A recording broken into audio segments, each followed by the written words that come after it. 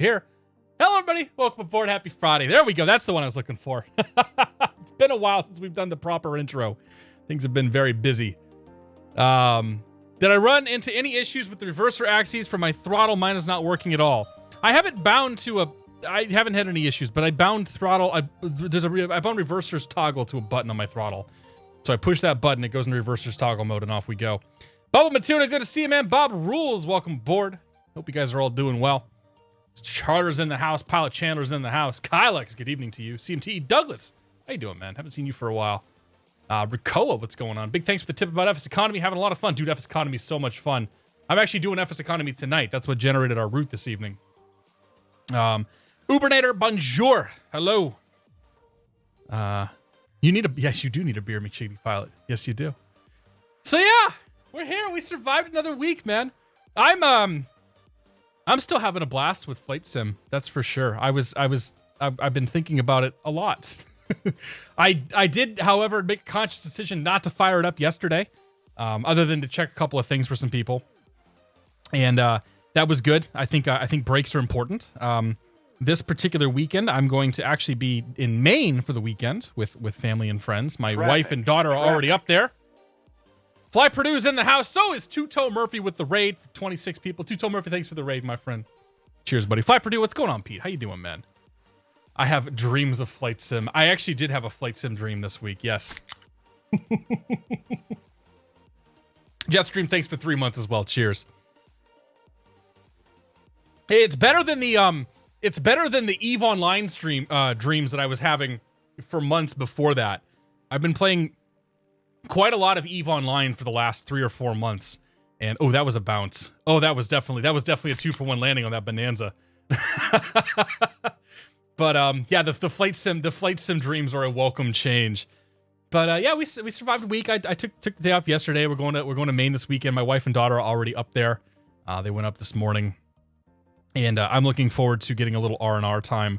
Hopefully, the daughter will have figured out how to sleep away from the house by the time I get there. Luis Monza, thanks for 40 months, man. Appreciate it.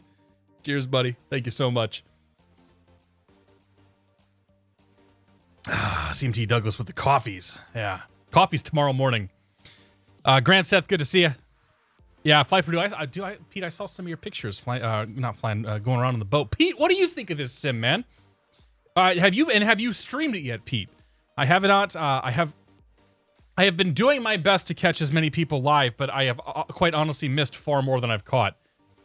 Work has been very busy, so my time during the day is rather limited. Alex NG43, thank you for your support, man. I do appreciate the bits. Cheers to you, buddy. Thank you so much. And Royal Edge 84, welcome to the Beer of the Month Club. Cheers. Appreciate it. You've streamed twice. All right, man. I'm gonna try to catch you live at some point. Right now, it's like work has been crazy, so I don't get to spend any time on Twitch during the day lately. And I've been streaming basically every other day since the embargo lifted last week and since it came out. The UI, dude, the UI has come a long way, and you know that too. You know the UI has come a long way since the early days. Cole Fork, good to see you. So yeah, here we are. It's another Friday evening. We're gonna do some flying tonight. We're gonna do some flying around in the Cessna Caravan, one of the default airplanes here in Flight Simulator 2020. Before we do that, though, I have hooked up my Honeycomb yoke, and I'm gonna be flying with my yoke tonight. Let me see. I know how I can show this. We need chase plane like yesterday. You know, I've gotten used to the camera system enough that I don't feel the need for a replacement just yet. But I certainly would welcome some other takes on how this can be done. Real quick here, we're gonna get air server up. That button right there. And let's turn this to the side. So let's turn it to that side right there.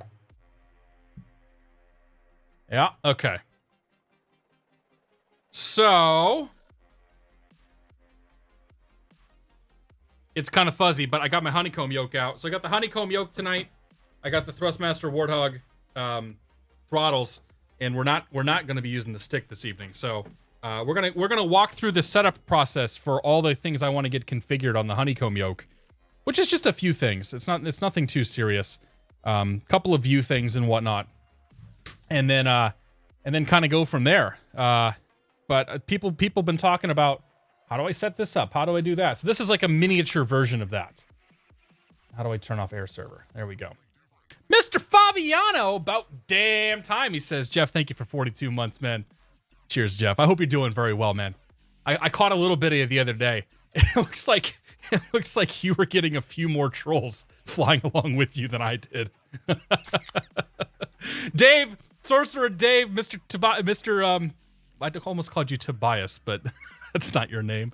I mean, unless it is. Sorcerer Dave, thank you so much for 28 months, Dave. I hope you're doing well. Cheers. Dave, you got this thing fired up yet? I'm waiting for you to stream it too. Jay Pilot, good to see you, man. SP and Oz, welcome aboard. They could use an American on the dev team. It feels very French, and I say that as an Airbus guy. Do I have any inside knowledge of third-party planes coming out? I actually don't. I really, if I did, I wouldn't be able to say anything, but I legitimately have no idea of any craziness, like other than what's already been announced publicly. There's some PMDG stuff coming. There's a Kit Fox that's an X-plane that's supposed to be ported over here. That we'll check out as well at some point. But yeah, Doug, I don't know what the release schedule is. I'm sure we're going to see a bunch of Caranado crap being thrown at us. And hopefully in between those releases, we can get some real planes out. And CT Douglas, thank you for 7 months, man. I do appreciate that. Cheers, my friend. The Bravo Throttle Quadrant goes on sale September 1st. I saw that, Rob. I am absolutely going to give that a whirl. If only because I want to have a throttle quadrant on my right hand so that when I'm flying around, I can fly around as I would do in the real world. Jay Falcon, thanks for 18 months, my friend. Hey, it's been a while, Jay Falcon. Cheers, buddy. I hope you're doing well, man. Thank you so much. Rep work would be nice too. Yes, Bob. I get the sneaking suspicion we're not going to see Rep come over here anytime soon, though, as nice as that might be. Anger Pilot, thanks for 39 months, man. Appreciate that. Cheers. If I missed anybody's sub, make sure you say something. Cheers so much, man. Luis Mons, I think I caught yours, but if I didn't, thank you for 40 months as well. Cheers, guys. Yeah, I changed the sound alert. I wanted something a little shorter and less annoying because I had a lot of comments on YouTube and a lot of comments in general. People sent me messages saying, hey, the sub alert was too much. So I consulted with my buddy Nightbird, and he made some recommendations, and then we went back and forth and found some good sound effects for opening a beer can and then also for popping a wine bottle for the gifted subs too. So yeah, it's making me thirsty. Carenado's fun GA for days. I mean, hey man, Carenado gets the job done, but they are what they are. All right, let's set some controls up here. I got this Honeycomb throttle quadrant, or not throttle quadrant, this yoke here. Where is it? Alpha flight controls. So there's a lot of things that I like and a lot of things that I don't like. Set alternator joystick button 13. Yeah, okay. So 13 and 15. Oh. Alternator battery. Magnetos. Okay, so the magnetos are already set. That's good. Flight instruments. Set avionics master 1, so that's right there. Those are set as well, as you would hope. Okay, so those are fine. The camera is the one. Cockpit view, external view, that's going to be button number 3. Where the hell is that? That's that button over there. No, that's not going to be that. That's going to be... That's going to be actually my reset button. So let's clear the current input. Validate that. Yes. Okay, we're going to come back to that. We're going to come back to that button right there. Quick view right, that's a big negative. Quick view left, that's a big negative. Previous position, that's also a big negative. Yeah, so we're gonna fix that. So let's go ahead and clear these. Because I don't like these settings. Reset cockpit view. Clear that. Clear that. Clear that. And clear that. So the camera is the one that's going to take the most amount of work here. I don't care about the external camera. I'm not gonna use my joystick there, and I'm not gonna use. Let's clear those as well. I'm not gonna use the instrument views, but we're just gonna clear all that stuff out. So I think that's the one I'm gonna play with the most. Toggle autopilot master is gonna be button number 4. That's the big red button. That's fine. Primary surfaces, aileron axis is set. Elevator axis is set. Good. Rudder trim left. Oh, you gotta push them both together? Oh. Or is it either or? I think it might just be either or. Oh no, it does require both of them. Okay. I don't know if I like that, but we'll go with that for now. Actually, I don't like that. So we're gonna change these. I'm gonna do rudder trim left is not gonna be both of them. It's just gonna be the bottom one. Actually, that's going to be... Oh, yes. We need rudder trim and... I want rudder trim and aileron trim. So rudder trim can be the top one. Like so. So I'm setting my rudder trim over here on the right side to the top button. So 9 and 10. And then elevator trim we're going to set to the outside buttons over here. So this rudder nose down is going to be that one. And nose up is going to be that one. So it's going to be these two guys, just the one on the left here. Because I have other plans for the other button. Lights, exterior lights. Those are all set down here. Beacon, land, nav, strobe, taxi. Okay, so those are all down here on the bottom. That's fine. I'm curious what happens if they actually turn. I don't think they actually turn off. I think they just turn on, and that's it. Which is interesting. Okay, so the next thing I want to do, Shinar Valar, how you doing, my friend? We're gonna go to all, and I need to set my hat switch up first. So camera, cockpit camera. So this is these are the buttons I'm gonna use to set my cockpit camera mode up here. Cockpit look left. I think it's look left. No, it's just look left. Cockpit look left. That's you. Validate. Cockpit look right. That's hat switch right. So we're working with the hat switch up here. Cockpit look up is going to be back. Or down, I should say, because we're not heathens. We use inverted controls here. And then that's set right there. And then I want to have a translate up. This is the trick. This is the one this is the trick here. Cockpit. Oh no, it's height. Sorry, it's view height. Increase cockpit view height. That's going to go over on the trim button on the right. Boom. And then cockpit view height down is going to be trim button on the right, pulling back. Validate. And then there should be a reset cockpit view. Reset cockpit view, and that's going to be right there. That's going to be the white button on the right side. Validate that. I need to have aileron trim. Aileron trim is very important for a lot of these airplanes. I need to remember how to spell aileron first. I am a real pilot, of course. Let's just try this. Aileron trim left. That's going to be the one on the bottom here. Boom. So we're on these controls over here. The one on the bottom. Nope. That's the wrong button. Set U. Validate. Aileron trim right. Set U. Boom. Validate. Okay. Apply and save. I think that should probably do it. Apply and save all those. Good to go. Back we go. Let's go inside the cockpit here. Nope. This is inside the cockpit. So look left. Look right. Look down. Look up. That is the reset button. And then up and down. Yeah, up and down. Okay. And then we have our trims. Trim up, or nose down, nose up. And then if we move over here and down, that's going to be rudder, aileron trim. Yep.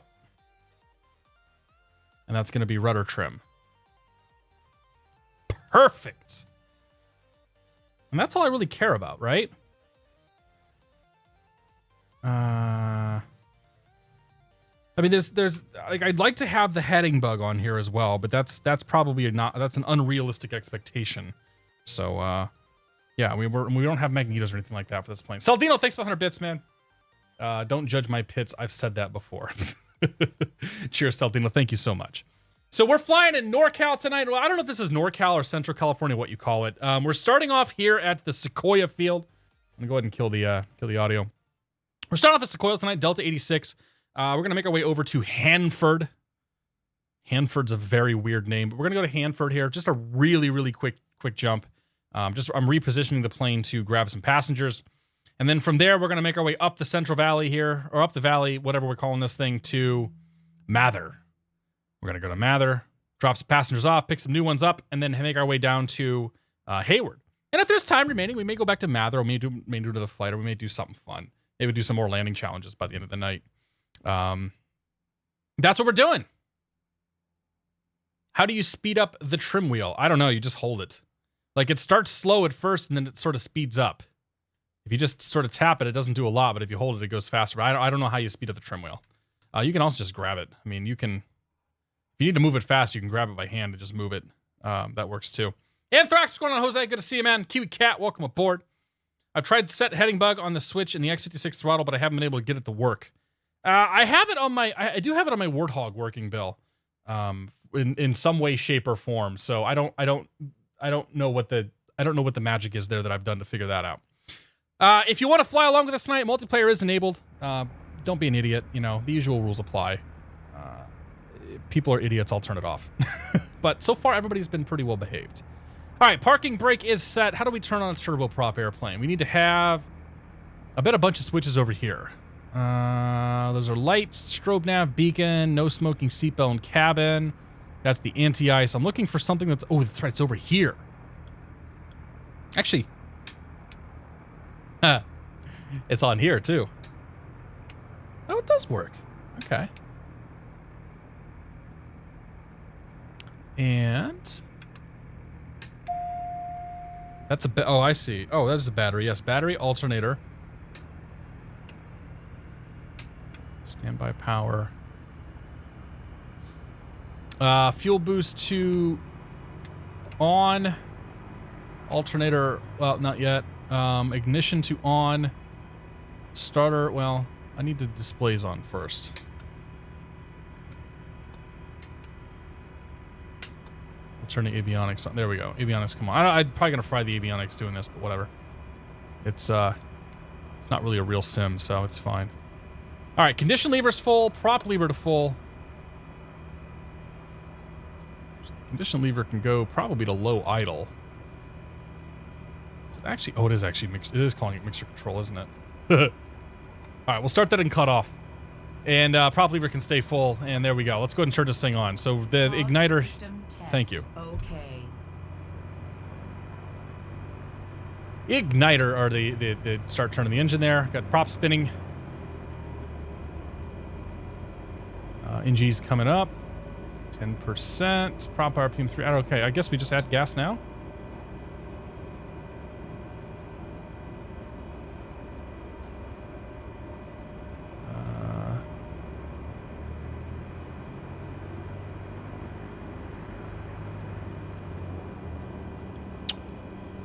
Do you ever feel like you've missed something?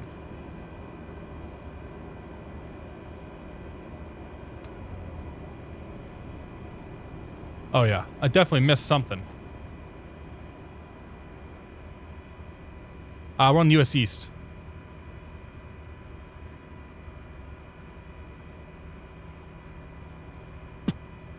Oh, gas. Yeah, fuel lever's probably got to come on, right?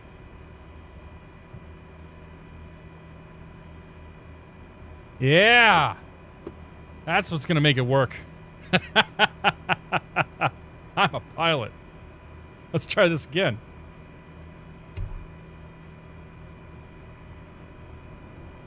All right. Here goes our NG. Hey! That made it work.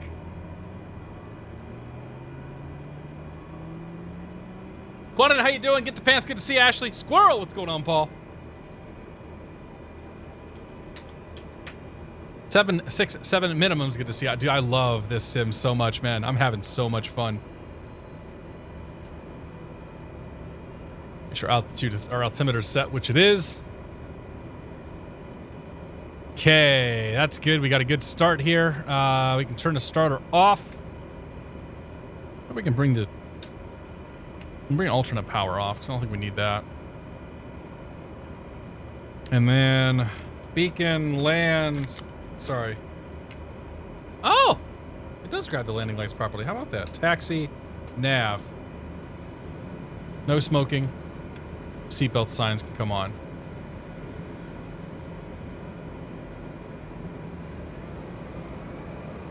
It's awfully quiet, but guessing not for long. Park brake is unset. Start taxi there, give a little brake check, brake left. Good.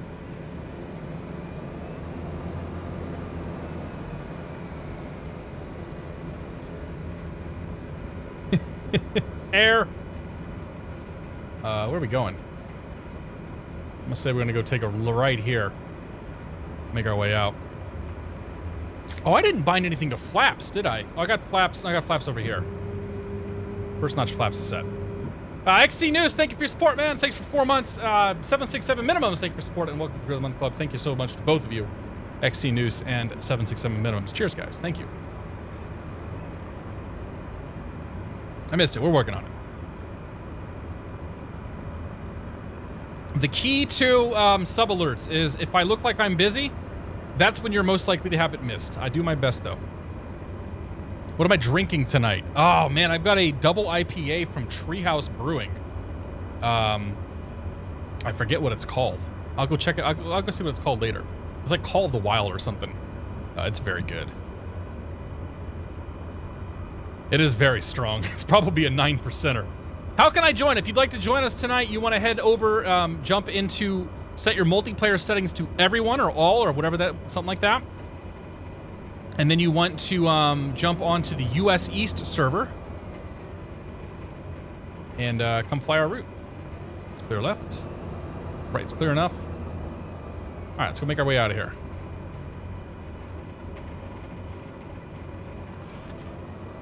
All right, let's see how these controls do. That's my first time using the Yoke in this sim. All right. Let's get that torque in the green. Oh, hey, we're flying already. No, we're not. Don't do this to me, sim. There we go. That's our power setting. All right, power set, airspeed alive, T's and P's in the green. That's rotation right there.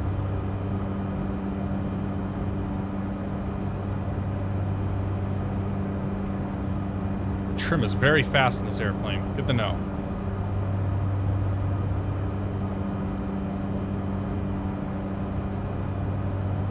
Alright, let's get our flaps in.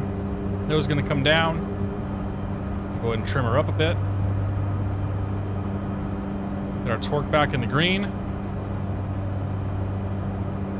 And we will make our way to the southwest-ish. Or west-southwest. It's going to be 230 is the course or the heading out of here.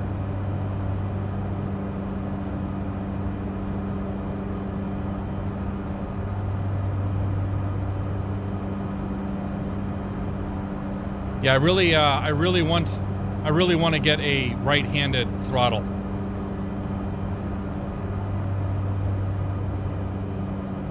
We don't need to go very high. Pull the power back. We'll go ahead and leave the we can leave the props all the way forward.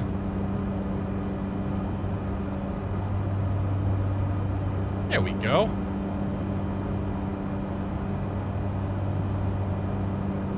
Perfect. About 230 or so. We should see an airport out here at some point.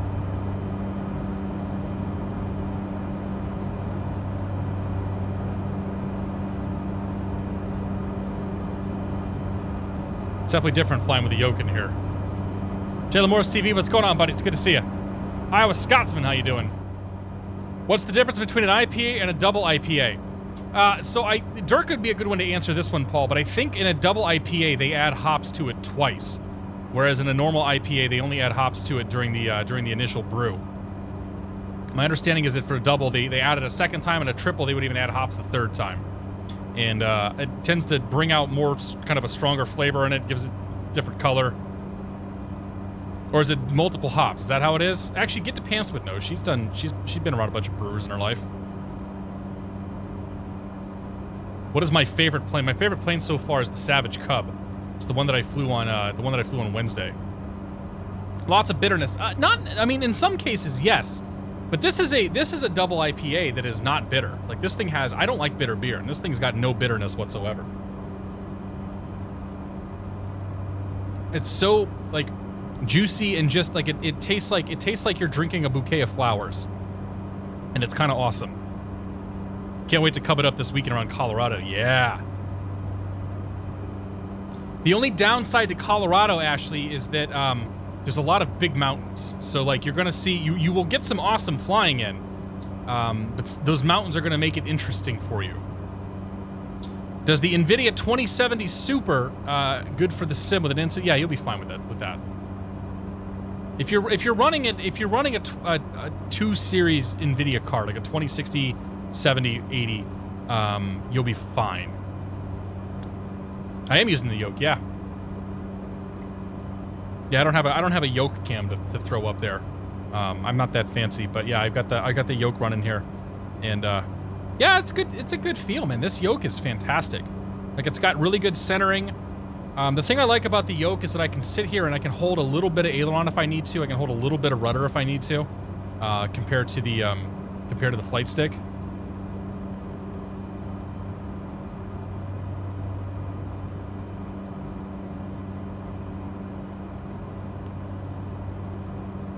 Somewhere's the zoom button. All right, I'm gonna cheat. Use a little G1000 action here. Nice low level flight. Svensson, thanks for the host. Yeah, it does take a bit of an adjustment. Yeah, Paul, I find it easier to fly with.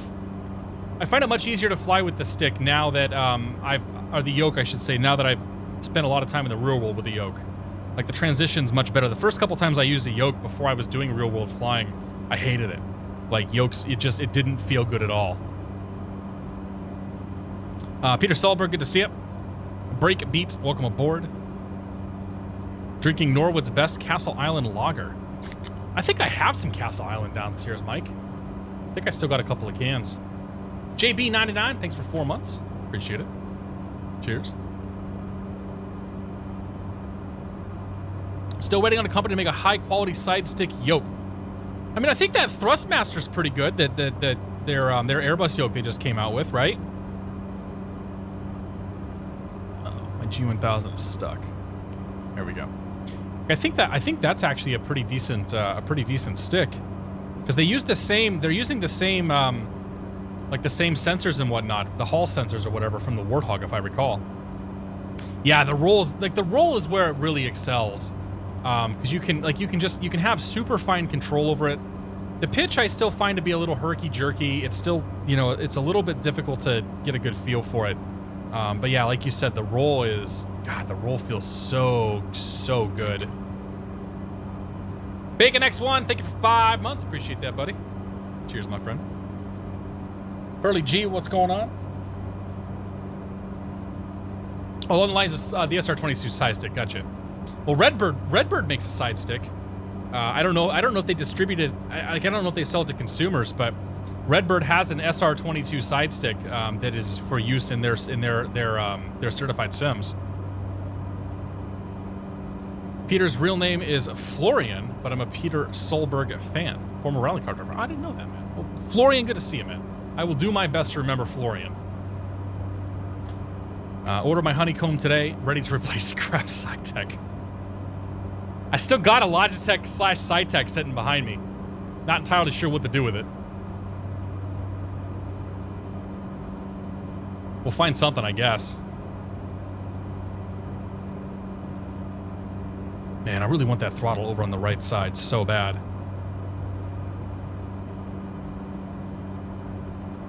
Alright, where's field at? Oh, it's right there. Okay. Field's in sight. Got it. Field elevation is 240 feet. So let's get a little altitude here so we don't be a complete asshole flying over it. Try to get 1,500 feet over it.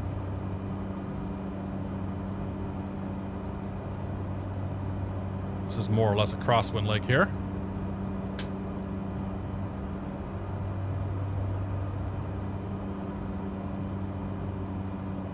I'm flying this flight tonight for Squirrel Logistics, or Squirrel Airlines. This one's empty, but that won't be soon.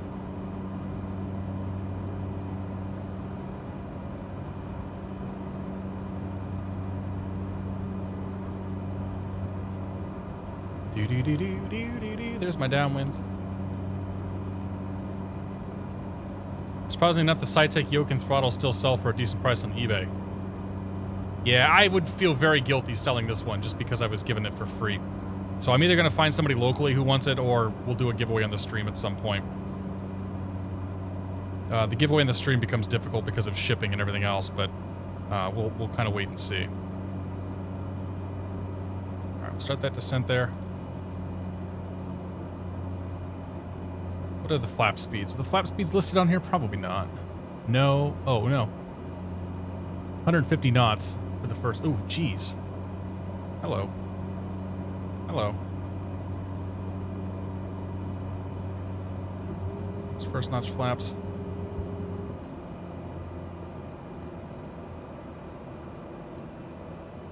That's not the right button.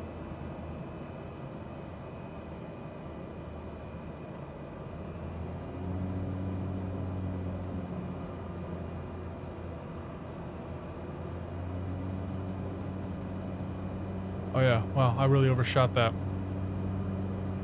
That nose down there when I was looking at the flap speeds kind of did me in. It's alright though, we'll just hold this altitude for a bit.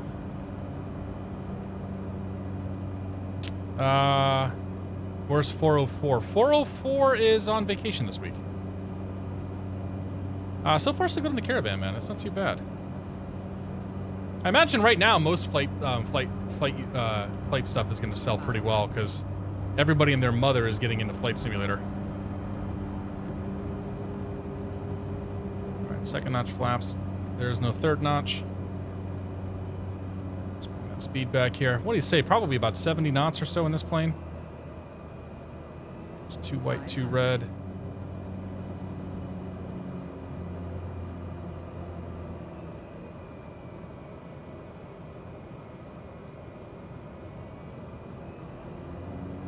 Yeah, I'm gonna say probably 70, 80 knots. We'll split the difference at 75.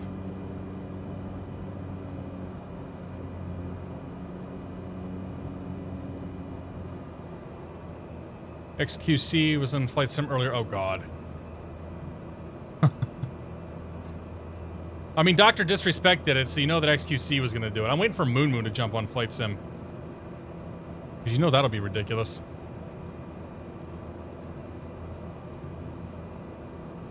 A lot of Steam reviews complain about crashes. Yeah, I mean, it depends on what you're doing. There are definitely issues with crashes. Oh, this is a vineyard. Look at that. Nobody's on the runway. Oh no, he thinks I'm gonna go around. I'm not.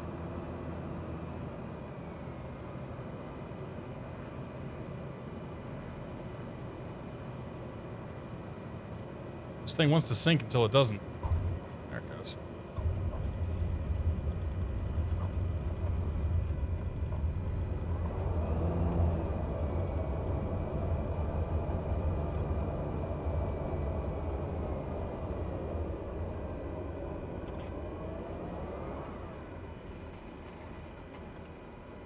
The reverse was interesting.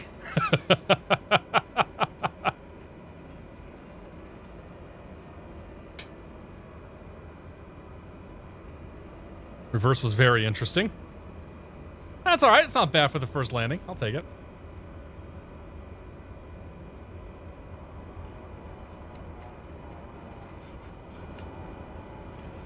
Thinking about Steam reviews with this kind of game, people give negative review because PC can't handle it. Oh yeah, I know. I don't really care much about Steam reviews anyway. Like, I have a couple of choice websites I go to for my video game reviews / information, and Steam generally does not factor into any of that anymore. I think most Steam reviews are just like, it's all bad. Like, it's all people that are just butthurt about something, or that are fanboys and will never say anything bad anyway. Like, you kind of get both.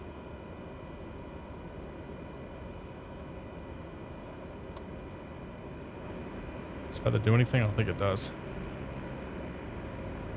Okay, what do we need to do here? We probably need to flip some of this stuff off. Was that supposed to be on or off? I don't actually know. It's fine.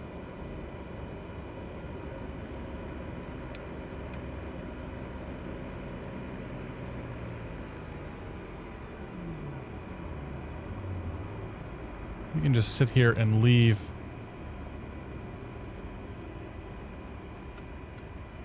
Alright, turn the external. Whoops, we can turn the external power on for a little bit. And check on FSEconomy. Make sure I've got plenty of gas, which I'm pretty sure I do. Yeah, I barely burned any fuel that time. We're at KHGO. We're at KHGO. Action. Start flight. Helipilot, thanks for 35 months, man. Appreciate that, buddy. Cheers, dude. 3.5 years of my support. Thank you very much. We must have missed the time when you were in the Sahara. Ah, yes. General Hutas, good to see you. I get 40 FPS on Ultra with a 2080. My GPU and CPU aren't pegged out. That's because video games only use a certain number of threads. So if your GPU is not pegged out, it means that you are currently CPU bound. But video games are thread-based and not able to necessarily use all of the threads that are that your CPU offers. That is important because it leaves you with extra time to do other things with your CPU. Like browse certain websites that may be showing you video of the variety. You gotta have something to do in cruise. Alright, prop lever full. Start our switch back to on. And here we go again. Got our load of passengers.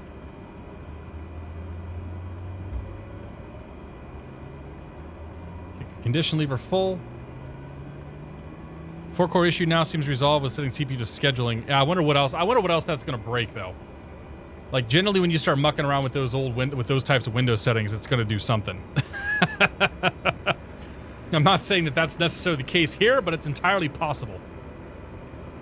All right, parking brakes off. Everything else on. Good, good, good, good, good. All right, let's go taxi and get out of here. So I stopped here. I picked up a load of passengers in FSEconomy.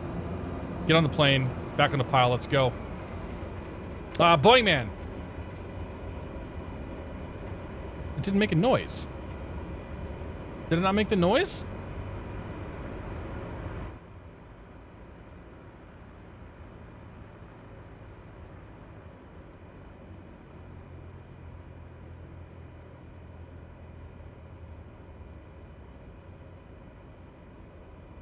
It didn't make the noise.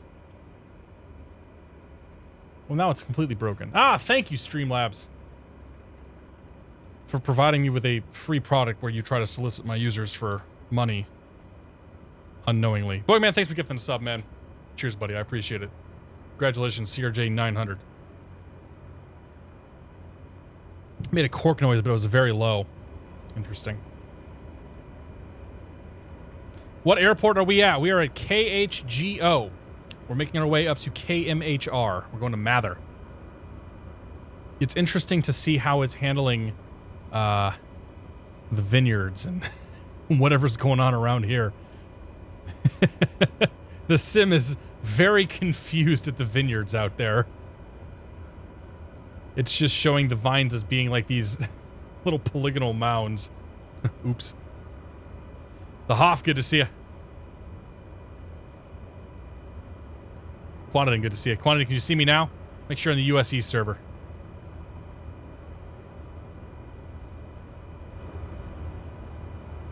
Navarine, good to see you. It made the cork. Okay, yeah.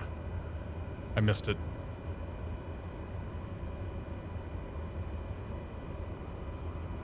I don't speak French, I'm sorry. Unless your comment is we, I have no idea what you're saying. And even if you say we, I'm still not entirely sure what it means. Dude, the group flight is very good, man. That's the way to go. Give these guys their moment of glory here. Maybe. I don't know. There's how many how many caravans are lined up? Holy cow.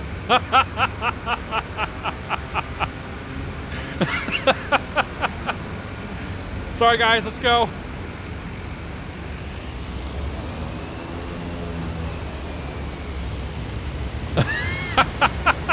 Love it. Absolutely love it. I was talking to somebody earlier, and it's like, I'm looking forward to getting pilotage on here, but at the same time, like, this is kind of fun. You did miss Simvinger look pretty similar. Speaking of pilotage, how you doing, Keith? It's good to see you, man.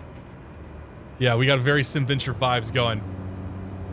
Keith, you'll be happy to know that we are not going to Fresno tonight.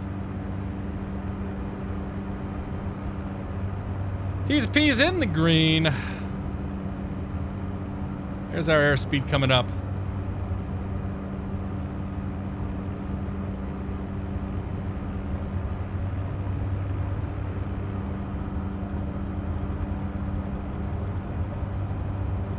That Bonanza waits for no one, especially not this caravan.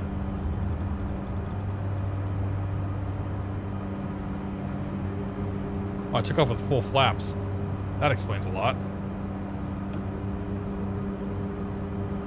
Ooh, buddy, full flaps.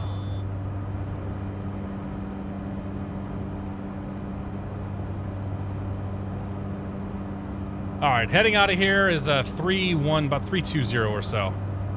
Pretty much straight out. Where's heading knob at? That's up here, isn't it? 320 roughly. There you go. All right. King Air is woefully underpowered on the takeoff roll. Yeah, this thing I had a problem there just because I I forgot to put the flaps up. 500. He just lost a track race to a PT6. A PT6 a lot lighter than we are. It's basically the Wild West for the next couple of weeks. It'll take some time for the novelty to wear off. Yeah, I know, Keith. I got you, man. Oh, he's upside down. Yep. Is that the Bonanza? Yeah, eventually we'll want to do some real stuff. Looks very good, yes. Just tuned in, where are we? We just took off out of Hanford, California, HJO. Making our way up to Mather, California, MHR. And then from there we go into Hayward. We'll take the scenic route to Hayward. We'll run down the bay or something. Oh yeah, we're definitely taking the scenic route to Hayward. I flew into Hanford from SQL. Huh, nice. In the real world or in the sim? Oh, in the real world. Nice, dude. Was it, was the scenery this dull? Farmland as far as the eye can see? Several years ago, my wife and I and some friends took a trip to California. And we ended up driving from San Francisco all the way up to Lake Tahoe in that area. And Rob! Thanks for gifting 10 subs, Rob. I appreciate it, man. The cork's popping now. Thank you so much, man. Cheers. So, on the way, I had this moment as we're driving through Central California where I looked out and I'm like, I'm not sure if I'm in Indiana or if I'm in California. Because it was completely flat. Couldn't see any mountains anywhere. It was very, very featureless. It looked just like Indiana. Or any state in any one of the flyover states. Nasla Moore is like right there. Yeah, it's off my... we might be able to see it, Keith. I'm not gonna be confident. No, I don't think we're gonna see it now. Too hazy. It was like right next to us when I took off out of this field. Or out of that field, I should say. All right, Keith, take it easy, man. We'll see you later, buddy. You gotta come fly with us one of these days, Keith. We'll get you in here someday. Rob, thanks again, man. I appreciate it, buddy. Thank you so much. Anthrax, thanks for gifting us up to Keith. Cheers, man. Thank you very much, Anthrax. How you doing, Jose? Jose, you flying with us tonight? Will221103, good to see you. Happy Friday. You're in the DA40, nice. I'm gonna go above this cloud layer here. Probably get up to like I don't know, we'll go to 8,500 feet or so.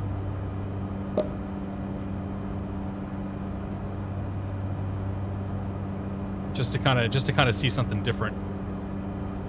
I can't afford a PT6 or a Caravan. That's fair.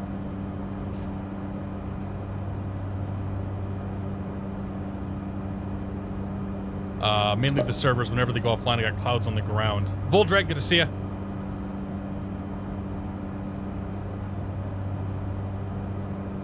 Scotty doesn't know, welcome aboard. I saw somebody else up there I forgot to say hello to. Hello, Minimums, how you doing? Kruger, good to see you. Beerbalot, good to see you. Benkata, welcome aboard. If I didn't say B. O'Brien, good to see you as well. If I didn't say hello to you, make sure you say hi. Multiplayer's open to everybody, yeah. Yeah, if you go to your multiplayer, when you go to load your flight in, there's an option to select what your multiplayer settings are, and if you select all, I think all players, or like it's the middle option is the one you want to select for this. You can set weather, you can set time of day, and you can see everybody who's out flying in the same settings. 8,500 and O2 bottles. Sal, you don't need oxygen until legally as a passenger. I don't have to give you oxygen until like what 14.5. So, and trust me, you get above 10,000 feet, it's already starting to get to be sleepy time. 15,000, there you go. I'm supposed to know that, and if I was going to go that high, I'd certainly look the regs up. You're the first streamer I've seen that flies appropriate VFR altitude. Spectre Meltdown, good to see you. Well, I mean, yeah, of course. Listen, a lot of folks that are streaming the sim right now, there's a lot of people that aren't into flight sims, a lot of people that aren't into aviation, so they get a little bit of leeway just by virtue of not being experienced in that world. So I understand. I'm not going to be upset with any of them. Chevy, good to see you, man. Oxygen is overrated. Damn right.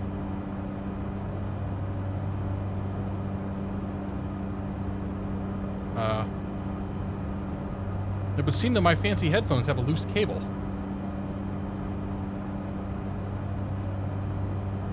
That's weird. They're better now. Oh, you kidding me?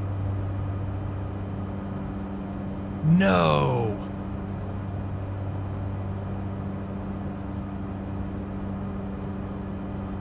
The left ear cup in my headphones just went out. It's like intermittent. Killswitch Games, thanks for your support, man. Thanks for 7 months. Cheers, dude. You gotta be kidding me, man.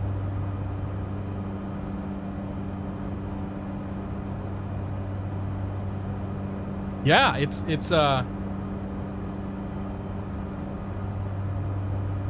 well, no, the headphones sit on a they sit on a case and a stand all the time. Like, these things shouldn't be kinked at all. It's not a detachable cable, no. Like, it's in and out as I turn my head and whatnot. New sound effect for resubs, yes.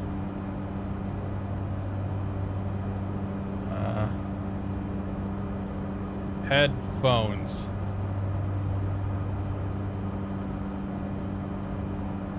Oh man, I didn't buy these on Amazon, did I?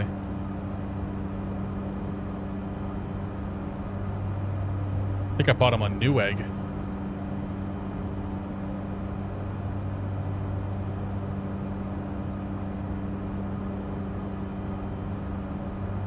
I did.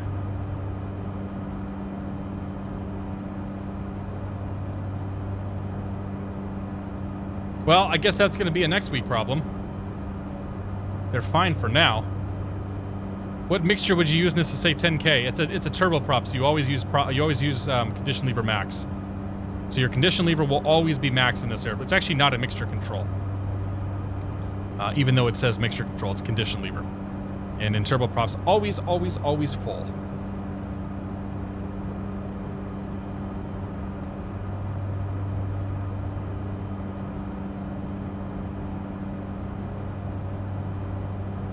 I had a 3.5 wire do that to me a few months ago, pulled it out and realized the cable was literally snapping in half at the joint.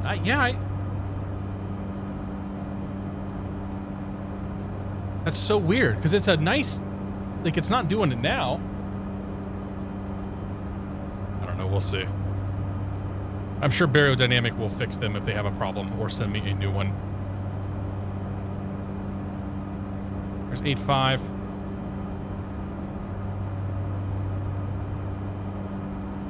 Find the right attitude here where we don't sink.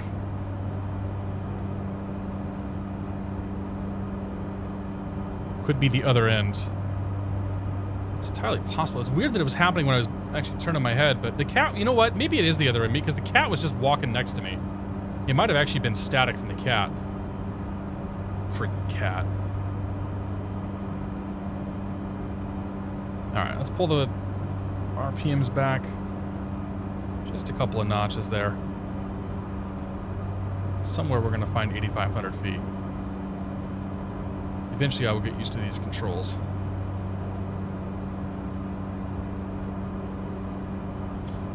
Mike says, I can't believe I had cataract surgery yesterday. I'm flying tonight. Really, dude? Well, congratulations on that, I guess. Hope you're feeling all right. Al Ref, good to see you. That Deuce, good to see you. Smef, good to see you. What is the lever for if it's always at max? It's your fuel lever. It turns the fuel on and off. When you're on the ground, you can pull your condition lever back to low idle, and you're basically in a lower fuel usage situation on the ground. But it's purely to give you a lever to adjust so you can add fuel to the engine. But yeah, like I said, in turboprops, it's always going to stay maximum. Am I on live weather? Negative. I think live weather's still broken. Yeah. This whole area is supposed to be IFR right now. And this ain't IFR. So we go back to scattered. Oh, I was on few before. Now we're on... Yeah, there you go. Now we're on scattered. That looks good. David Blizzard, thank you for 29 months, man. How you doing, man? I haven't seen you for a while. Cheers. Always stay at maximum. Always. Thank you very much, dude. Yeah, if you got Game Pass and want to try the sim out, that's the best way to do it. Or even if you don't have, if you haven't tried Game Pass yet, you can grab Game Pass for $1 for a month. So you can try the sim out and a whole bunch of other games for a month, and be okay. Am I using live? I'm not using live weather. According to SkyVector, Fresno is currently 2-mile visibility, smoke, overcast, 3,000, which is not what we saw. So I think it's IFR due to smoke, it looks like. Mather, where we're going, is 4 miles, haze, smoke, overcast, 4,000. So definitely not what was showing up in the live weather. Flying scattered is making it hard to go over the top for me in this airplane. We'll just fly through the cloud then. The sim police aren't going to show up, Jose. You're good. You got to learn to read those instruments one of these days, you know? Was flying in Florida with live and it seemed dead on. Yeah, I've not had a lot of good luck with live weather yet. It's possible that smoke is not calculated. However, overcast 3,000 would be. And if you'll notice, when we went to live weather, this is not overcast 3,000. At all.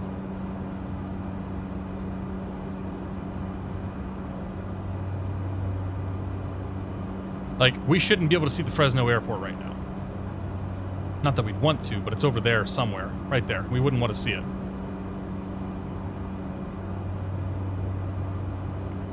So I'll go back to flying with few clouds. Or, sorry, scattered.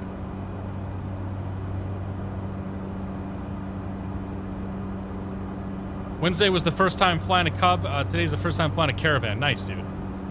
Yeah, the Caravan flies pretty well. Maybe, I think somebody mentioned, Steve PHL, I saw you, by the way. Hello. Mentioned maybe a little bit low on power, but it's not a bad little airplane. Again, my only issue is that every one of these airplanes, they seem to be sitting a little nose high at all times. This one maybe a little bit less so, but it's still, you know, it's still there. Kill, how do you say that? Kill STW Games, SWT Games 77. Thanks for the bits, man. Cheers, buddy. Thank you so much.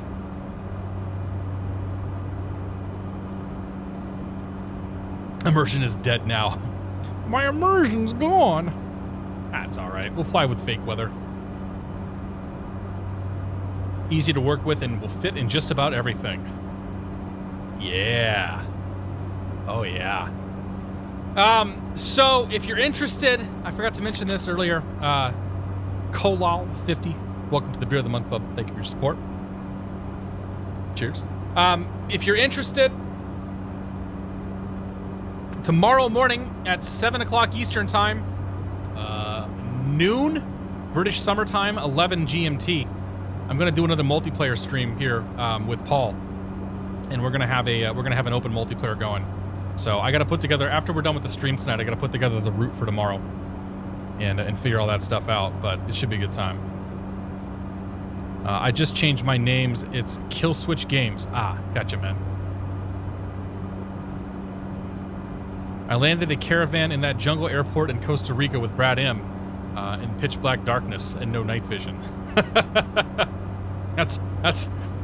I don't know what the hard part about that is. Landing it in those conditions or landing it with Brad. I haven't been able to catch Brad yet. Or Max for that matter. Benefit of being gone for a couple months is that the game will have a lot of the bugs worked out by the time I get back. That's the hope. Definitely the hope.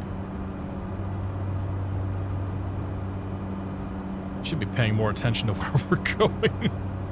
What I want to do is follow this highway right here. I'll make sure we keep that highway off the right. We'll get there eventually. Perm-alarm. Perm-alarm. That's a good name. Perm-alarm, thanks for the bits, man. Appreciate it. Cheers. Boeing Man, we are on our way to MHR. We're flying to Mather. If you want to jump in and join us, we just passed Fresno. If you jump into, say, Castle, MER, you'll be able to get up here and find us. Baba Kanoosh, thanks for your support. Welcome to the Beer of the Month Club. Cheers. Almost had a beer.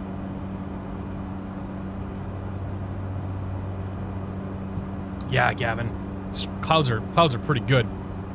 Daedalus, what's going on, man? I worked out last night my time that the default 172 can do an RNAV approach without any issues. It can do an RNAV approach, but it can't go direct to a waypoint on an RNAV approach. So if you were given direct to a waypoint on that particular approach, it can't do that. It'll fly it. It'll fly. If you start from the beginning of the approach and you fly it from wherever you enter the approach all the way down to the runway, yeah, sure, it'll do it. That never happens, though. Like, that's very, very rare to get that in the real world. Some pale gamer flying the sim on my rig with a 1070 in it about making me spend money. Well, if I wouldn't buy a graphics card right now. If you're in the market for a graphics card, I would absolutely wait until the NVIDIA 3 Series cards come out here in the next like month or two, because you might either the 3 Series cards are going to be worth buying, or you might be able to find a smoking deal on a 2 Series card, or you might find one used that somebody's trying to offload. Like, there's a good chance I would consider getting a 3090 and selling my 2080 Ti.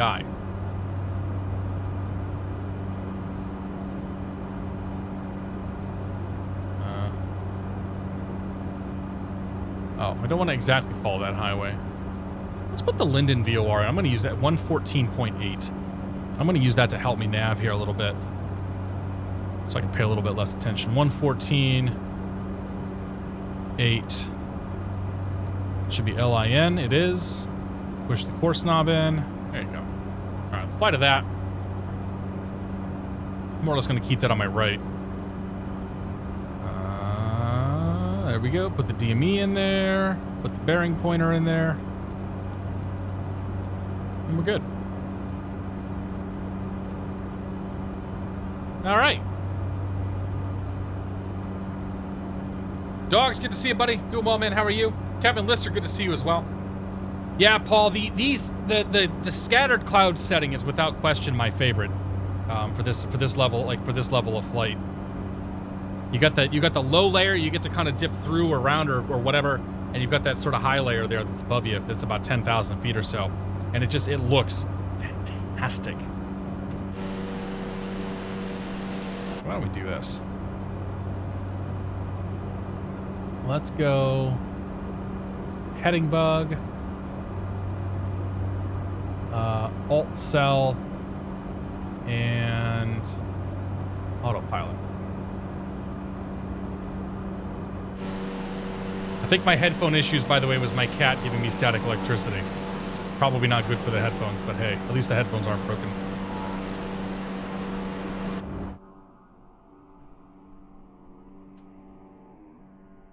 Have you gone to visit the Spire yet?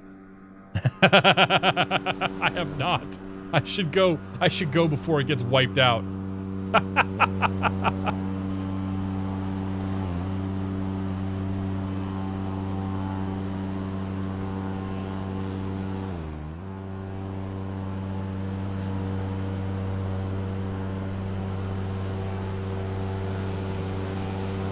I want to be on this side because that's where the sun's at.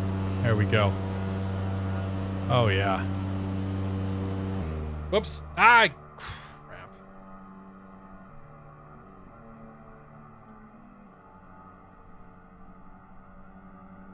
I hit the wrong button.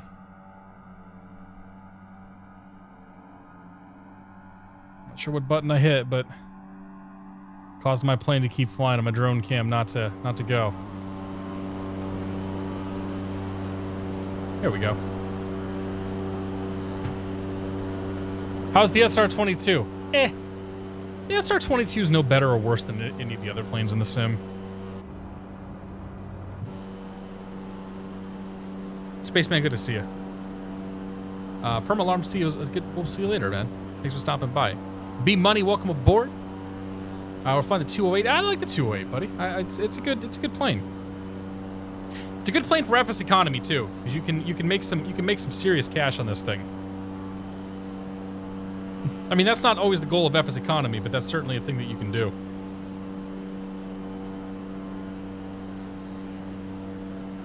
If you click on the right stick, it detaches from follow mode. Ah, yeah, I think I bumped it against my yoke. It's the plane for FSEconomy, says Bob. Yeah, you're not wrong. Packy Epiphany. We're gonna go with that. Packy Epiphany, thank you very much for your support. Welcome to the Good One Club. Cheers. Appreciate it.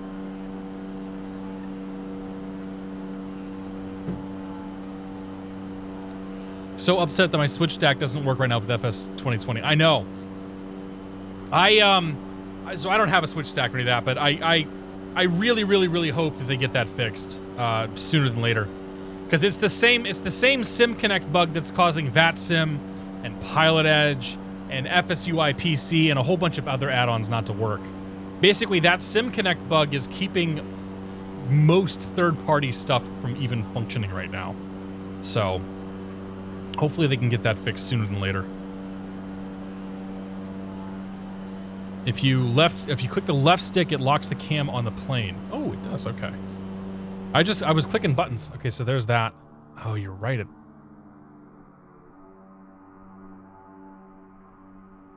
Oh, really? Oh, look at that.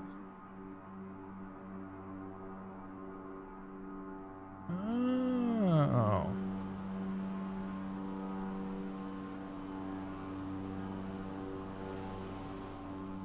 Interesting. All right. Yeah, Squirrel spent a excuse me, Rona. Squirrel spent a whole bunch of time working on the cameras and the views for this sim.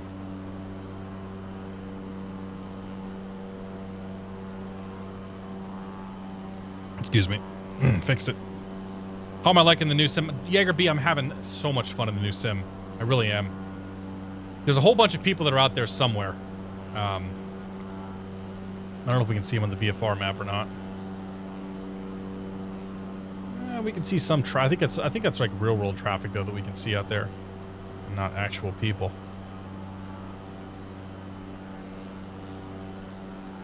Yeah, I'm digging this sim. I'm having a blast flying around in this thing. It's been a good time. Rakoa, good to see it. This and the Bonanza A36 seem to be the most efficient. Yeah. Who the Bonanza on what, Saturday night? I think it was. Saltino's using the UI to give him a tailwind. Yeah, it's a good call. The double IPA too strong. Don't judge. It's almost gone, dude. I had a stout before I started the stream tonight too. So, cheers to that. We're gonna be in good shape. The question is, do I need to get another beer before I'm done with this flight or after? Because I'll get another one at the turn here.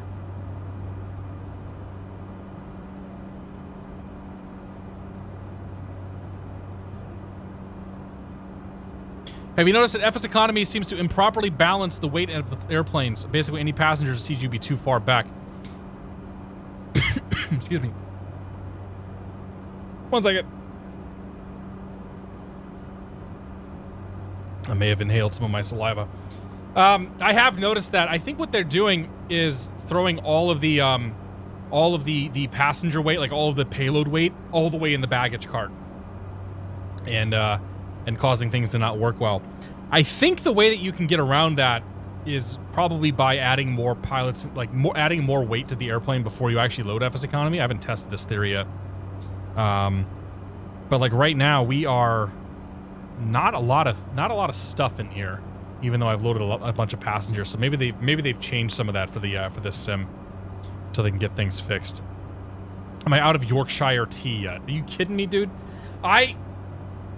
So I took the Yorkshire tea and I put it into probably, I'll say 6 or 7 gallon Ziploc bags so I could keep them as fresh as possible. I then stuck those Ziploc bags into my basement. I have gone through 2 of them. I started on the 3rd one about a month and a half ago, Paul. I think I'm good on Yorkshire tea for a while. I have 1 cup of tea every day. Every day after lunch, I have my cup of Yorkshire tea. So, thank you very much, Paul, for sending that to me. I will always have Yorkshire tea on hand now, moving forward. But I honestly think I have enough tea to last me probably until the end of 2021 at least. Chi-Town Center, good to see you, man. Can't wait for Air Hauler 2 to be released. Yeah, no kidding. Caesar, good to see you, buddy. Hi, bro. How you doing? Joe Cool, welcome aboard. Norse Pixels, welcome aboard. Did a flight from Helsinki to St. Pete's at 320 at all, and planned all through the sim setup. Worked out really well. You want to set the throttle to climb quickly on takeoff, but besides that, it wasn't bad at all. Nice, dude. Yeah, as long as you don't get creative with trying to, do VAT sim isms with your flight plan, I think that stuff all works pretty well. Not all heroes wear capes. So Dave, what happened? So Paul swung through here last year on his way to Flight Sim Expo. So, well, he went down to Orlando, and then I convinced him to fly up here on JetBlue or whatever to Boston, and then hang out a couple days in Boston. We did a bunch of general aviation flying. We did almost 3 solid days of GA flying, or a day and a half solid, 2 days solid of GA flying. And then we flew down to White Plains. We met up with Max, and we flew down in Max's plane to Flight Sim Expo. So while he was here, I had asked him, or he had brought me some Yorkshire tea, just a little normal tea box, and then he brought a second one for somebody that didn't work out and just left it with me. I was like, all right, man, thank you. And I told him I genuinely have enjoyed this tea. It's very good. So about a month or two later, maybe about a month later, I'm here streaming, and I get an email out of the blue, and I look at it, and it's from it's a sketchy email saying your package has been posted. and it's like it was from some parcel courier company in the UK. And I was like, what the hell is that? And it was like 4 pounds. It's like somebody is sending me a 4-pound package, or somebody is trying to fish my information on the internet. But I was like, all right, well, I guess it seems legit. And I think you shipped it like 3 or 4 days. Like it was here pretty quick, or maybe it was a week or whatever. It was still, all things considered, here pretty quick. And then lo and behold, like a week or whatever later, there's a package that shows up, and it's like a 700 count of Yorkshire tea. It's a humongous bag of tea. So I looked at it, I was like, huh, that's a lot of tea. So yeah. Yorkshire or Yorkshire? I say Yorkshire, because that's how it's spelled. You guys say sure. That's listen, we're not going to get into this tonight, okay? Puta Haka, good to see you. Hello from Boston. Bring some more for 2021, yeah. Actually, I might have you do that, Paul.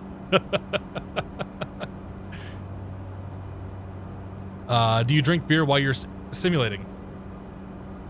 Yes, I do, actually. It's very good. It's good and good for you. Do you leave the bag in the tea when you don't drink, or do you pull it off after some time? Okay. This might be blasphemy, but here's how I make tea, okay? I have...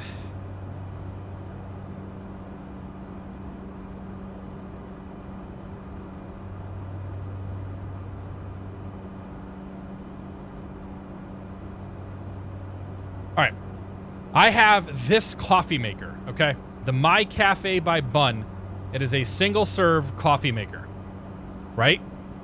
It comes with, among other things, this attachment here at the very top. This is a tea bag attachment. This is for brewing tea. So I let my coffee pot get hot, okay? I put the tea bag into the tea thing. I stick it all in here, and I brew a cup of tea that way. So I brew my tea the same way I would brew, well, not the same way, because I actually use, I have French press for my coffee. But I brew my tea through this thing, similar to how you might brew a cup of coffee. It's very good. This coffee pot, by the way, I don't think it's not for sale anymore. This coffee pot's awesome, though. But that's how I brew my tea. It gives me a nice, strong, consistent cup of tea every single time.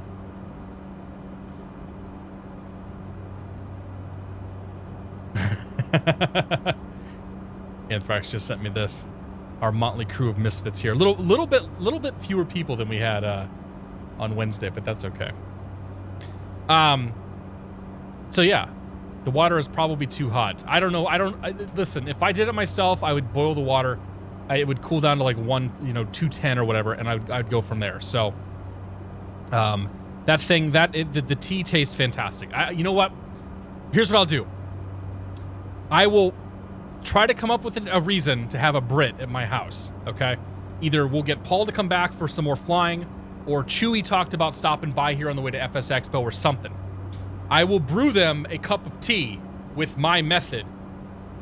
We'll find a way to brew a cup of tea with their method, and then we'll compare and contrast, okay? Like this is my pledge to you, Twitch.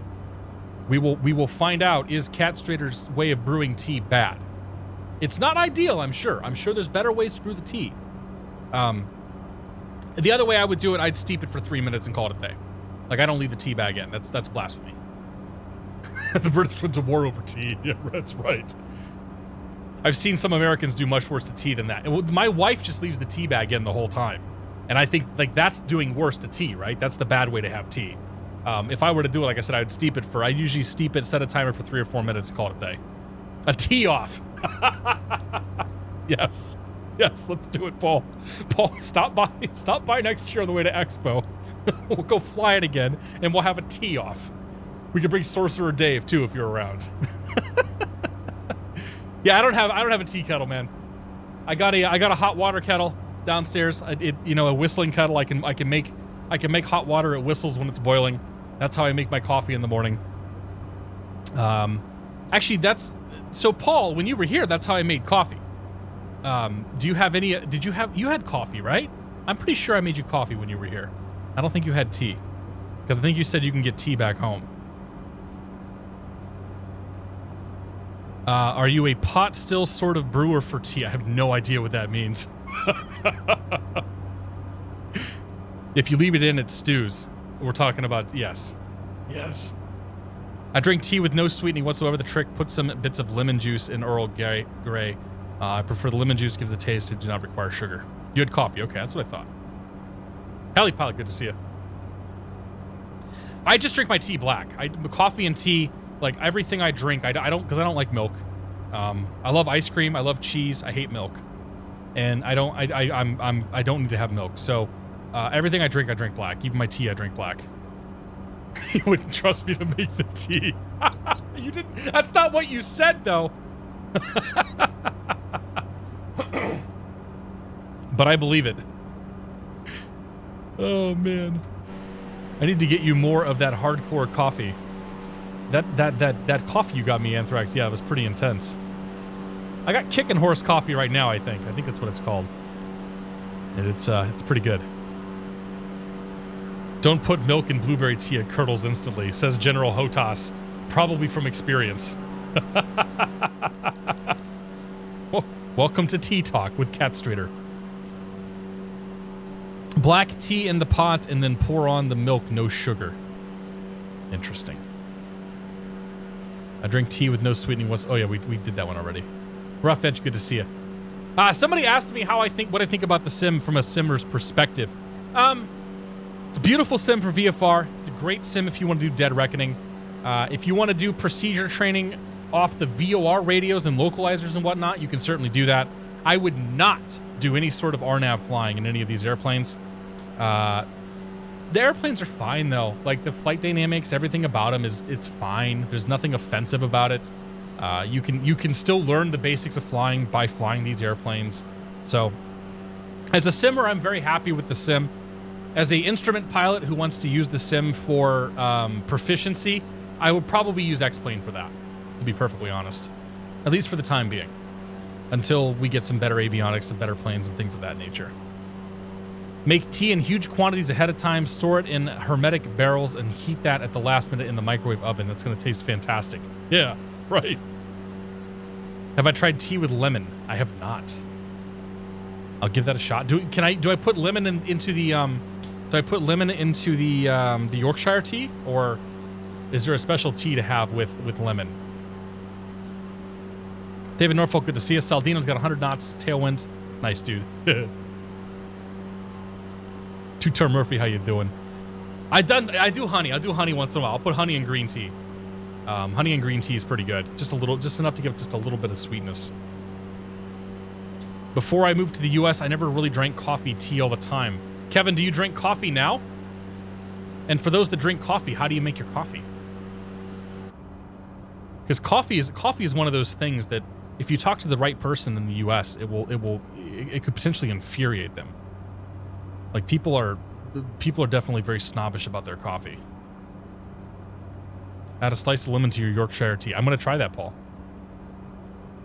I have some concentrated lemon juice. Like that might give me at least a taste of it. I don't usually have lemons in the house, but I will give that a time or give that a try at some point. French press, black, no sugar. Bill says he uses a Keurig. Iron bean coffee, roast my own beans, grind fresh. Now R3's got it right. How you doing? How you doing, R3? Oh man, here we go. No concentrated juice. Okay, then I'll wait till I get some fresh lemons. I'm Brazilian, so my coffee is made in the most archaic ways. Drop of cream, no sugar. I drink tea in the mornings and coffee during the day. Keurig for me, says Kevin. That's the opposite of me. I drink tea. I drink a coffee in the morning and tea for the rest of the day. How are we doing here? We are 25 miles from the DME. Yeah, so we still got... Or from the VOR, I should say. Yeah, we got about 50 miles to go. We're probably 15, 20 minutes away. AeroPress with fresh ground beans. I thought about grabbing an AeroPress and trying it. Rough Edge does black. Good coffee is black. Bad coffee is with creams is chasely. Hong Kong milk tea. What is that? Is that like... So I had Vietnamese coffee one time. It's like sweetened milk they use in it. That was delicious. That's one milk and coffee I will do again. Disgruntled Sailor says I don't drink tea or coffee, just whiskey and wine. I'll get behind that. Double shot espresso latte. All right. Black with sugar. Keurig, says Rob. Carbon, good to see you. Real Alba, good to see you. I used coffee grounds in a K-cup. You know, I had a Keurig for years, and it was maybe one of the worst investments I ever made. I think I had a first or second gen Keurig, and that thing was just awful. Like it was a bad coffee maker, unfortunately. Get to Pan says whiskey and hate, right? Whiskey and tea and brandy for the coffee. Man. I have some decaffeinated coffee downstairs. I could absolutely make a whiskey, like I could absolutely throw some brandy in my coffee this afternoon or this evening. Or I could say I could make a decaf coffee and throw some brandy into said coffee. Nescafe. Whenever we go to Portugal, we end up drinking a lot of Nescafe. I actually like the coffee and listen, I know that Europeans all drink espressos, okay? That's the way that you're supposed to have it, but we don't have an espresso machine at the house. So I ship my coffee beans over. I have a French press there. I have a grinder there. So I make coffee in Portugal the same way I make it here. French press, 4 minutes, plunge twice, and then you're good to go.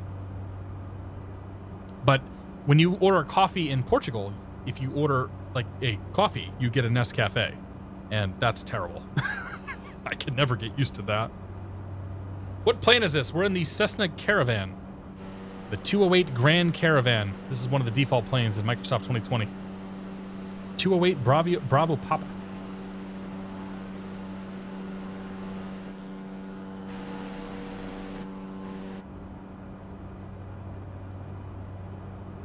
Coffee and Baileys. I got some Baileys downstairs too. Sonoma, how you doing? Am I dealing with game crashes at all? I know some beefy specs, but Jesus, that load to flight time. I really haven't too many crashes. The only time I've had crashing issues is when I had controllers that were connecting and disconnecting. Specifically, when my Xbox controller would go into power saving mode, like sleep mode. So I ended up wiring it per the advice of Squirrel and a few others. So if you have controllers that connect or disconnect at all, specifically an Xbox controller, that's going to cause you that's going to cause crashes in the sim. Outside of that, I don't think I've had a single crash otherwise.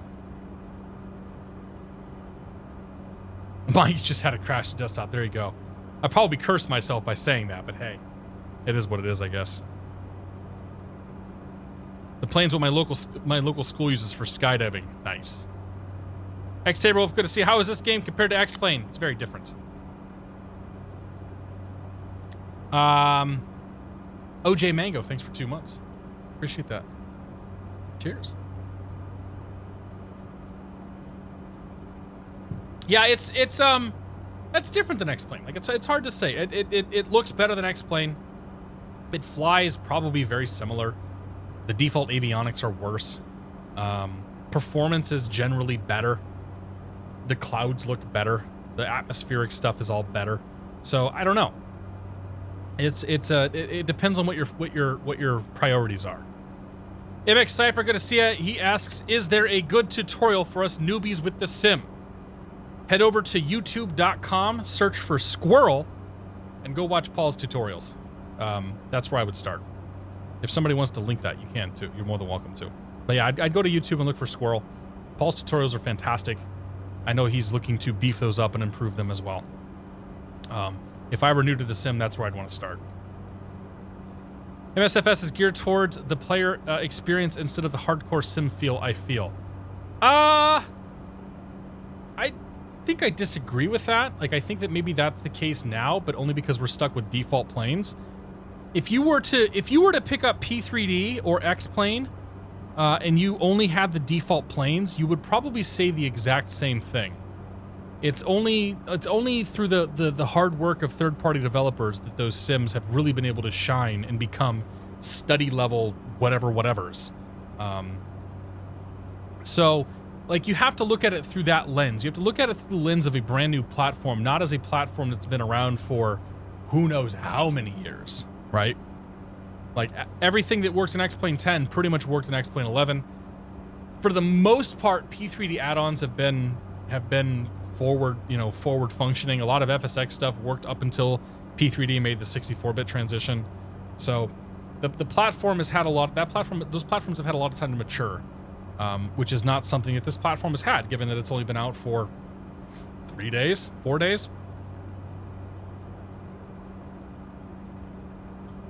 V-Starrett's writing up a Steam guide for noobs. There you go.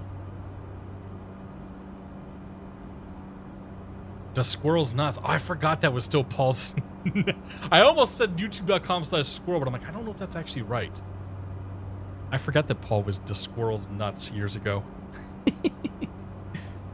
When I got good coffee, this is how I make it, says Rob. Interesting.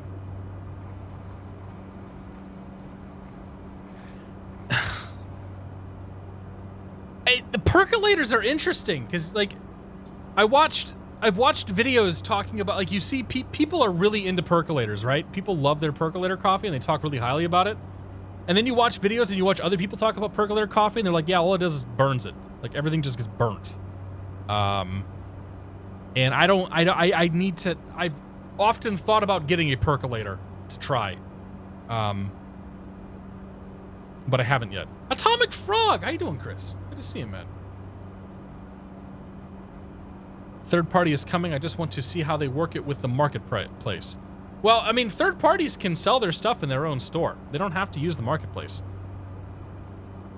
I think a lot of third parties are going to use the marketplace because that's going to be the best place to go for discovery. But you don't. It's not a requirement to use the marketplace to sell things. Wasn't that a dance? Might have been. Or a song. Might have been. It's time for the percolator. It's time for the percolator.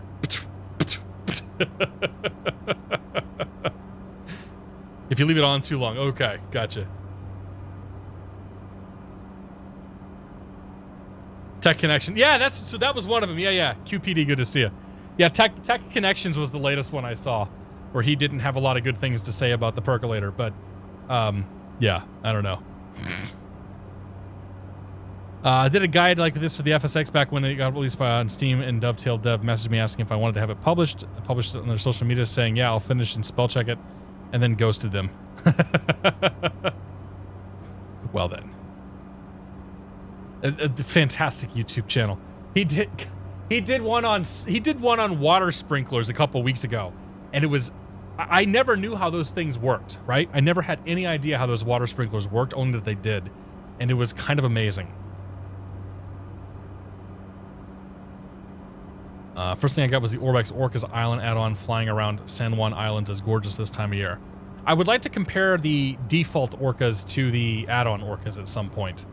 I have not picked... payware scenery is generally not a thing that I care about.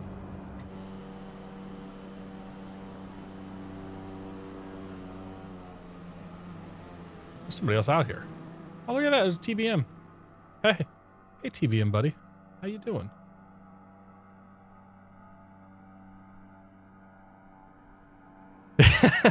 Rock your wings. There you go. Who is that?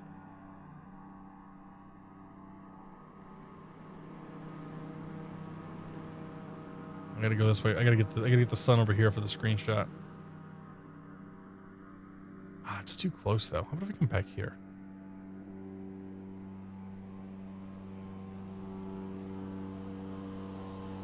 There we go. It's awfully slow for a TBM.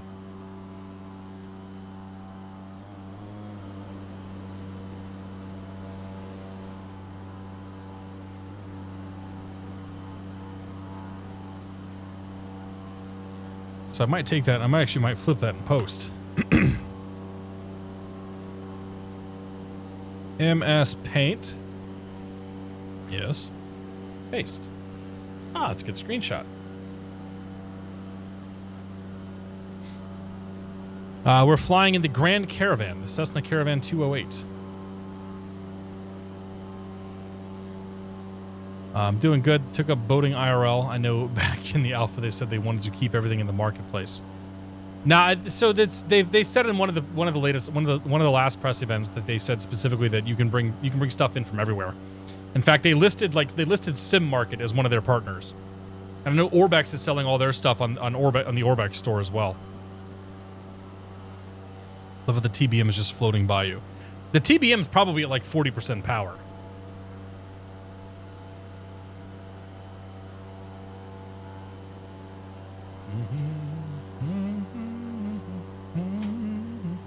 That's a good green screen.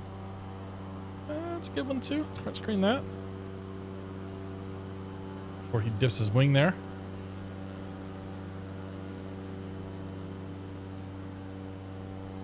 Who am I joining? We're on US East, and we are flying to KMHR right now. We're about to fly over the Linden VOR. We are... Oh, actually, we did... Oh, geez, we flew over the Linden. Oh, hey!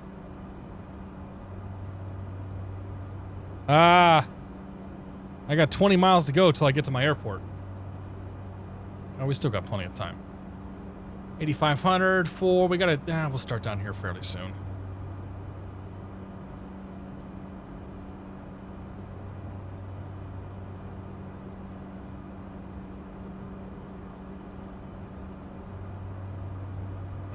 Alright. We want to be on a 317 radial out of here. So 317...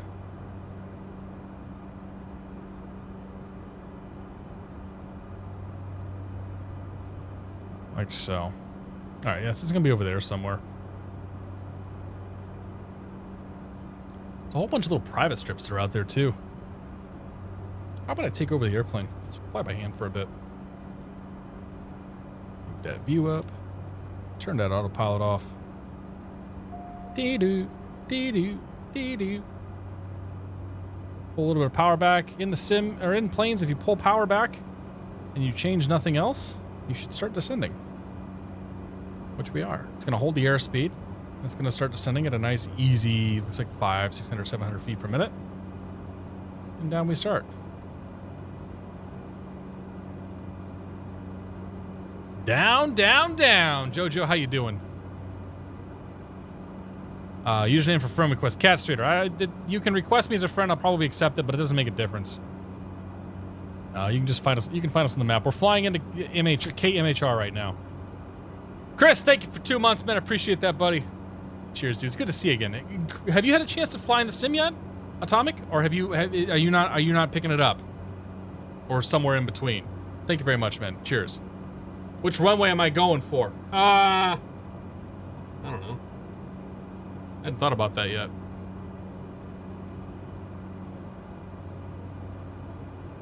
I'll probably land on 22 left. I'll plan for runway 22 left. Are the instruments fully featured or lackluster? I mean, both. The actual usage of the VORs and the GPS and whatnot is not great. The GPS could use a significant amount of work to be a proper IFR trainer. However, the VOR radios work just fine. So if you want to come out here and practice chasing needles, you can certainly come out, read a VOR knob or read a VOR radio and do just fine. There's no real issues there.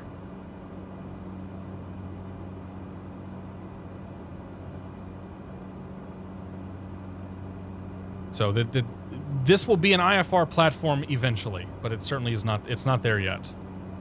Tested the alpha, currently downloading standard. Nice, dude. Wind is 2.7. Okay. Yeah, I'm gonna land to the southwest. The VFR map shows the smoke. Is it? Oh, you mean like the main menu map?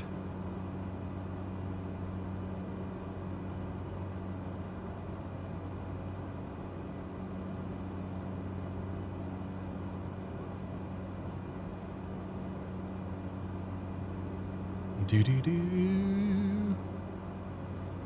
Where are we at? We're about 10 miles out. Or 12 miles out. Should be straight ahead. Probably in this little... What to bust through that little patch of clouds up there. Starting at MHR. All right, dude. Well, we'll make a 5 or 10 minute turn at MHR, and then we'll make our way down to Hayward. Fly down to Hayward, and then I might do a couple landing challenges. Tribling a bunch right now. I don't have real world weather on. The real world weather is...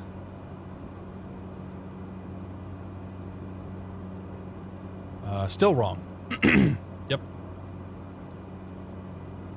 The real world weather showing clear in a million, when in fact it's marginal VFR right now.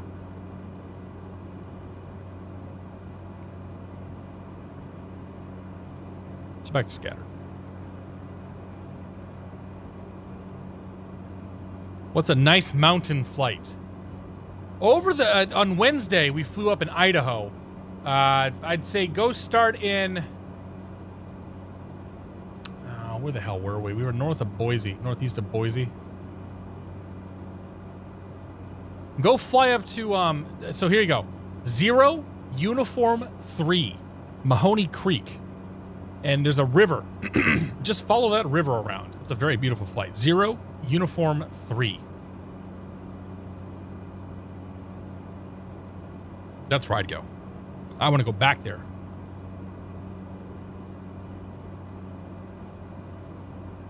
All right, there's the field right there. We need to get ourselves a descent going.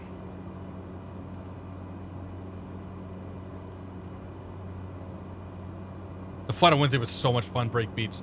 It's easily one of the best moments I've had in the simulator ever. Chris, Atomic Pilot Edge is ready, but there was a last minute bug that was discovered in Flight Sim 2020 with the release version that pretty much broke every add-on that uses SimConnect, including Pilot Edge, VATSIM, FSUI PC. Like a whole bunch of stuff got busted in the release version of the client. So Pilot Edge will support eventually, just not right away. Crown Rosie, good to see you. Yeah, we're gonna do another one of those tomorrow morning with Squirrel. I gotta after the flight tonight. I gotta put together a couple of flight plans for us to go up and do some flying. So if you're gonna be around tomorrow early morning, be sure to tune into one of our channels. I don't know if JP is still here, but JP should come with us too. Yeah, you're welcome, man. Yeah, I'm looking forward to Pilot Edge. I'm looking forward to getting out here and actually doing some procedure training and whatnot. I mean, this has been a blast though. Like, this is fun just flying around and you know, keeping it mostly by the book. Test driving the King Air for this leg, nice. I approve. All right, let's see if I can land this thing a little better this time.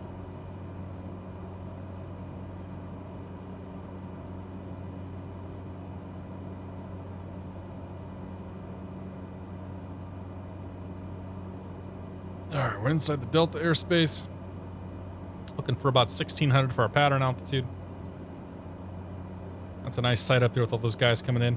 And gals, probably. Let's go props full. How's PE going to work with the whole multiplayer thing? Well, you got to turn your multiplayer off.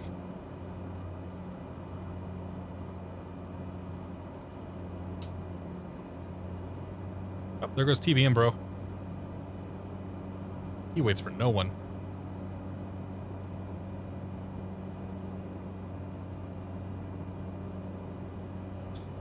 I like this yoke, I really do. I'm still on the fence about whether I prefer a yoke or a joystick. I think when I have proper throttles, it'll be a little bit better. There's so much of the stuff that I need to have my left hand for that I just don't have access to if I'm trying to manipulate my throttle, though.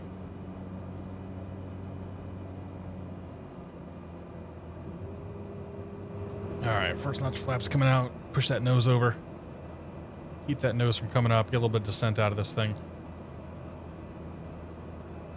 Good with landing. Thank you, sir.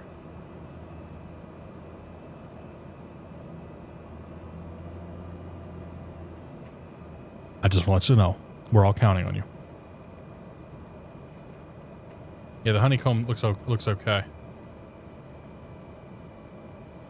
I mean, if it's anything like their Yoke, it'll be solid.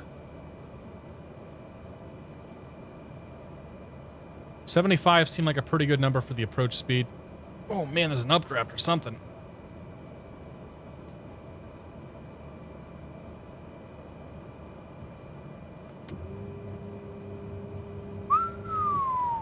Getting shoved right now. There we go.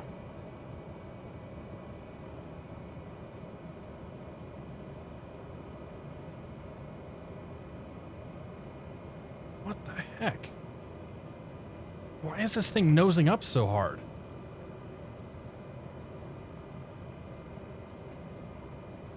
Uh, 500. my trim's running away from me.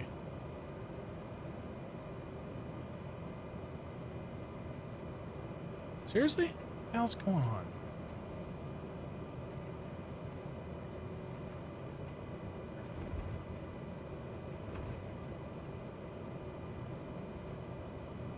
Something has run away my trim completely. Alright, well, I guess we're landing like this.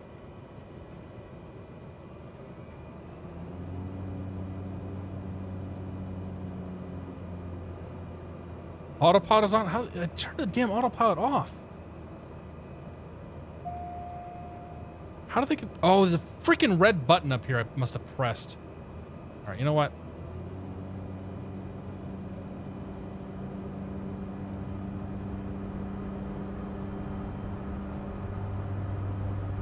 I maybe should disable the autopilot button that's on the Yoke here.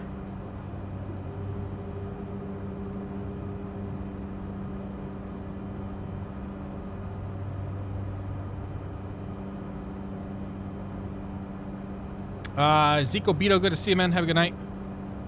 Psych out, Matt. What's going on? If I have altitude set on my FMS with waypoints, what autopilot system controls that?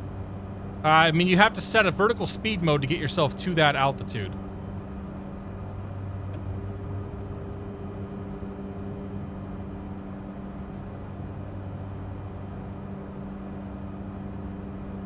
So you got to use vertical speed or flight change mode to get yourself up there. The VNAV doesn't work. I don't believe.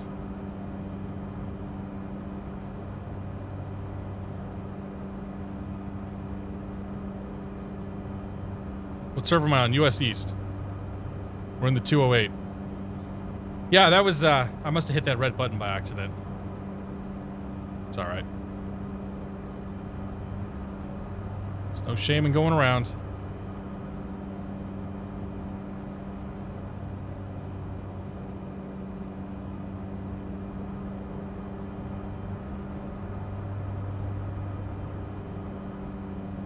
Flight change didn't work for me either yesterday.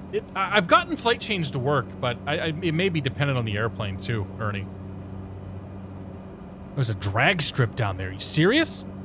Look at that. That's cool. That's rednecks having a good time. What that is.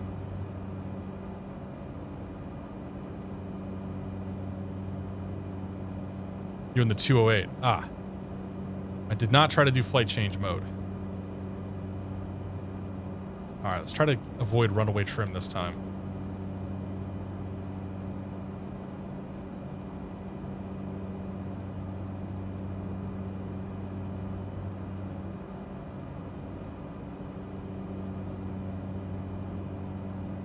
America.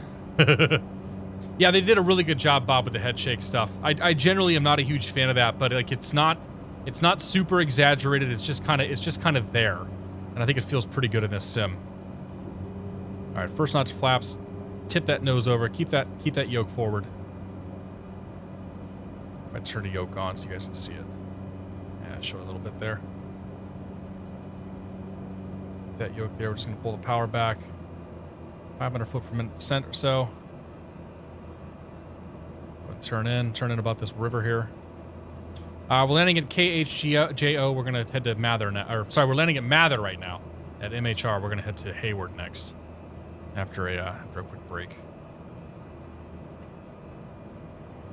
Head shake is great, but it's a pain when trying to dial knobs. I mean, I agree, yeah. But it's like, I feel like in this sim, it's toned down enough that Like, it doesn't bother me the same way that all the head shake stuff in X-Plane did. Where it was all, like, hyper-exaggerated movements and whatnot.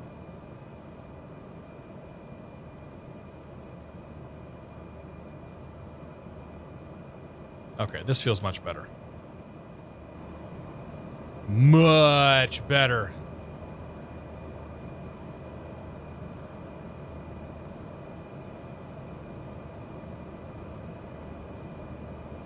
I love VFR, man. I love VFR in this sim. Doesn't matter where I'm going or what I'm doing. This is the kind of flying I want to do more of.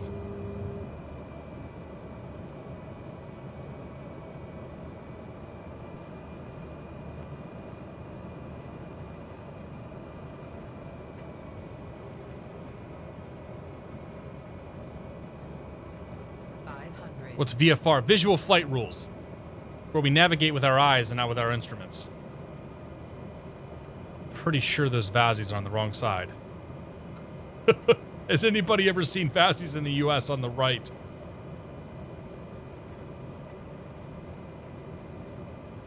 Is it? No, they're usually they're always on the left, right? I'm not telling fibs here, am I? Depends on the airport. So I'm good to see him at. My landing point. I need to mess with sensitivities and dead zones, I think, on this yoke. Hello.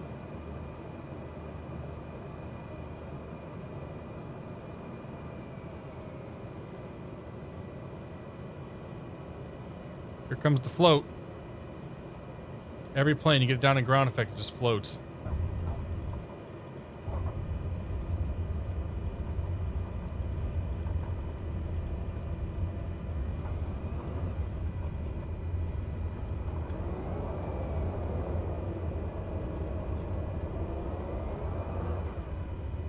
Alright, let's go forward a little bit. There's a taxiway up here, I believe.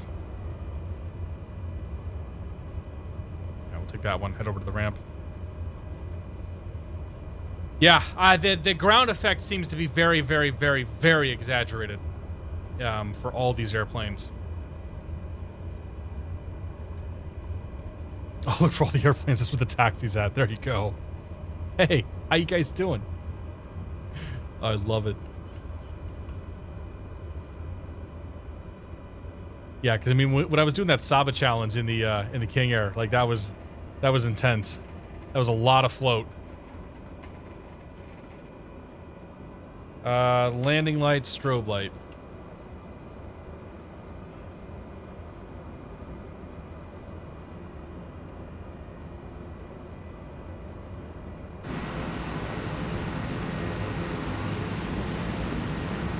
Hey.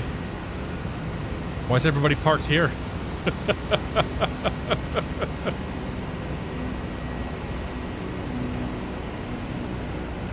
think he just landed on the taxiway.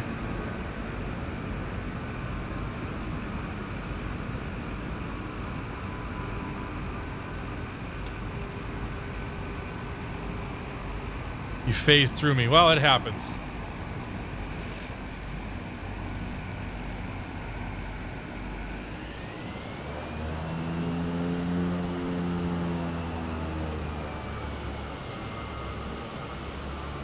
All the planes, real players. Yep, these are all real players. I have AI traffic turned on, but I barely ever see AI traffic, so these are all other real people here. We get quite the crowd here on twitch.tv/catstrader.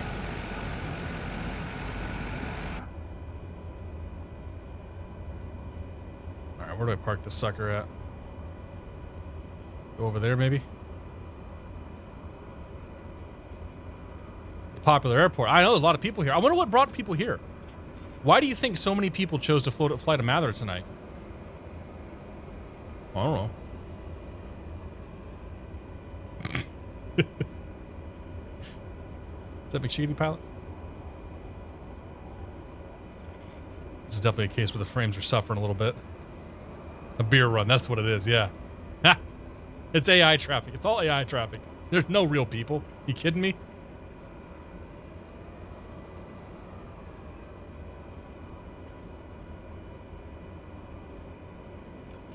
All right. Parking brake is now set. FSEconomy is uploaded. And let's go props to feather. Doesn't actually do anything.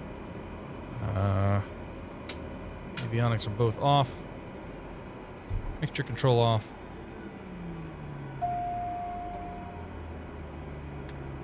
Oh, I had the boost on the whole time.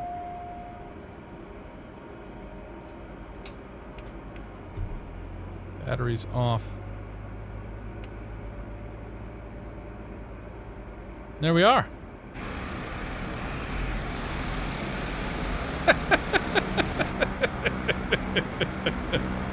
I love it, dude. Oh, I love it so much. Guys, thanks for jumping along here.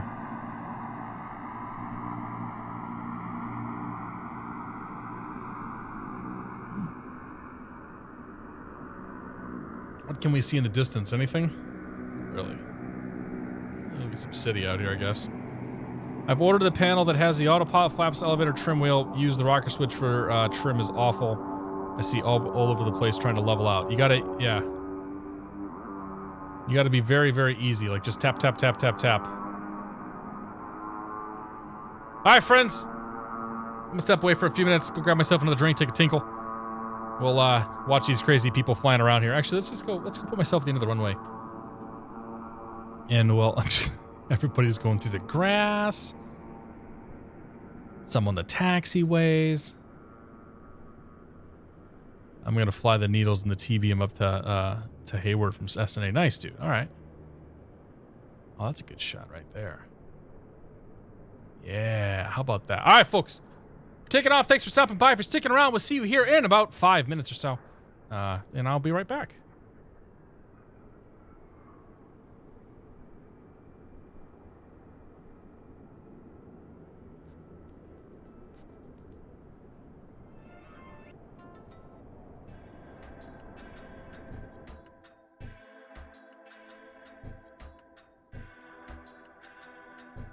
We're at MHR right now. KMHR.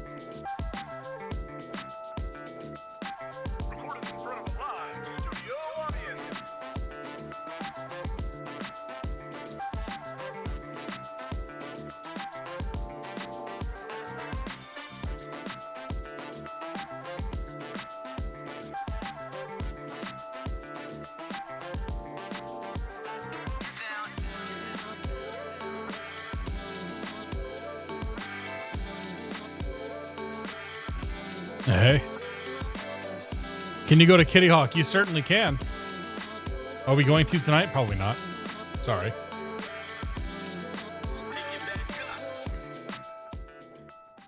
Welcome back. We're going to take the Bay tour on this flight. Make our way down Mather, down to Hayward Airport. We're going to head towards the Concorde VOR. Concord, as I like to say, I think they say it out there too. Concord as well. What a Concorde. Oh, sorry, Skaggs Island. Sorry, Skaggs Island VOR. And then make our way south along the bay here. And we'll go do a little bay tour of San Francisco. Just see what we can see. I mean, it's been done 1,000 times already, so we may as well do it too, right? Why is my plane going?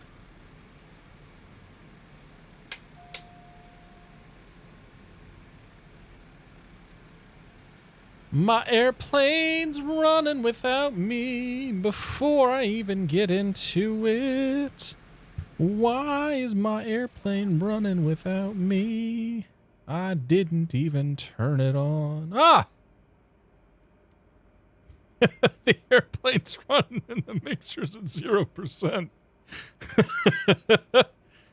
Well. Ah, yeah, there it goes. All right, hey, great. Oh, because I left the starter on.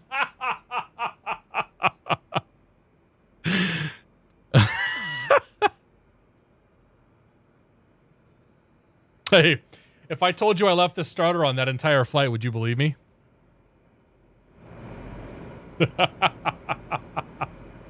Oops. I'm a real pilot. Oh, jeez. The battery was off. Oh, battery's on normal, whatever that means. Oh, that's a fuel boost. Okay, that's good. Battery's on. Yep, okay.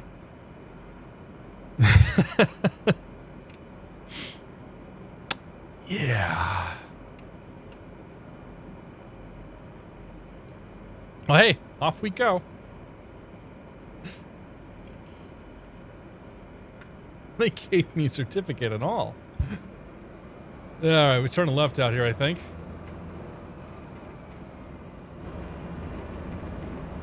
Just motoring to cool the engine. Yep, that's exactly what it was, Ryan. How you doing, buddy? Hell yeah.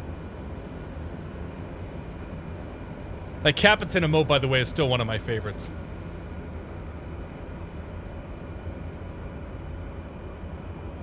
He's wearing a United hat. I don't know if anybody's ever been able to get that close to see. I made the emote shortly after United had their whole squabble with the doctor getting beat to death on the airplane by the air marshals. We're leaving Mather now, heading to Hayward. Leaving MHR, heading to HWD. If we got some time when we land there, we might go do some landing challenges or something. Did not mean to spawn as the A320. Well, you did. Pilot SKCX, thank you very much for your support. Welcome everybody from your channel. Cheers to you. How do you pilot? Is it Pilot's KC? Is it Pilot's KCX or is it Pilot SKCX? SKCX sounds like a airport identifier. But cheers. I got the hiccups now. Not drunk yet. Thank you so much, man. Welcome everybody from your stream. Hope you guys are all doing well. Pilot's KCX. Gotcha. Thank you. We take care of our customers at United. One free beating with every airplane. Or Jeff is just okay. All right, Jeff. Thank you, sir. I learned about Florian and I learned about Jeff tonight. I do my best with names. Pilot's KCX is Jeff. The guy with the racing name. If I saw the name, I'd remember who it was. The guy with the race car driver's name is Florian. I'm letting game AI fly probably so much, just not good enough to handle most of these planes yet. Well, start simple then. Jump in the 172 and go out and start simple, man. But there's no shame in letting the AI fly, too. Like, if you're having fun with it, that's all that matters. The most important thing with simming or video games in general is, did you have a good time? If you can answer yes to the phrase, I had a good time, then who cares? I'm not here to tell you how you should play. If you go to the wrong channels on Twitch, though, they're going to tell you that it's not a game. It's a simulator. And stay away from AppSim, too, while you're at it, because they will... Yeah. You use the AI? Beep. Whee! Avsim would be all over you for that. What are we drinking? Seth! How you doing, Seth? Good to see you, man. I've got my last Yeti Imperial Stout tonight. From the company that makes the Yeti Imperial Stout. That's where it's from. It's a Denver company. How you doing, Seth? Good to see you, man. I tune into a VOR, don't I? Should do that. We're gonna fly out of here and go 233. Position and hold, please. Great, thank you. All traffic in the area, please be advised. There is a Grand Caravan, not the Dodge variant, but a Grand Caravan sitting on the runway right now, and you get to wait. Thank you. There's two Caravans on the runway. Both of them get to wait. All right, 1 notch flaps, lights, camera. Don't care about that. And action. Actually, let's do. I don't know if it makes a difference if I squawk altitude or not. Where's my trim at? Learned I want a little bit of nose forward trim. There we go. All right, let's go flying. Hey. Oh, hang on a second. Who was that? That's him right there. Okay. Ban. And report. Hate speech, harassment, or abuse. Hateful speech, hateful symbols, or other hateful form of conduct. He used the N-word and called me fat. Enjoy your Twitch ban, my friend. Let's go flying. Nice timing. XP Aviator, thanks for 26 months. XP Aviator, thank you for the raid as well. Hello, everybody from XP Aviator's channel. Nice timing. Where are we going anyway? We're going southwest? West-southwest?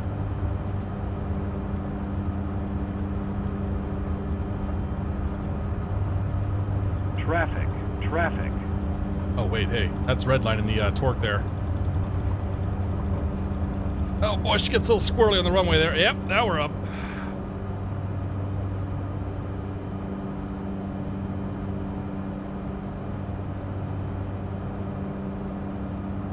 Plugged into FSEconomy, the last flew in 2012.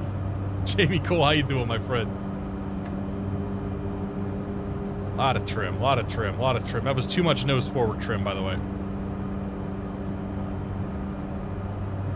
On course heading is 233. Hey. Is that Saldino in the DA-62 again? And what's going on with the nuclear explosion in front of us? Holy crap.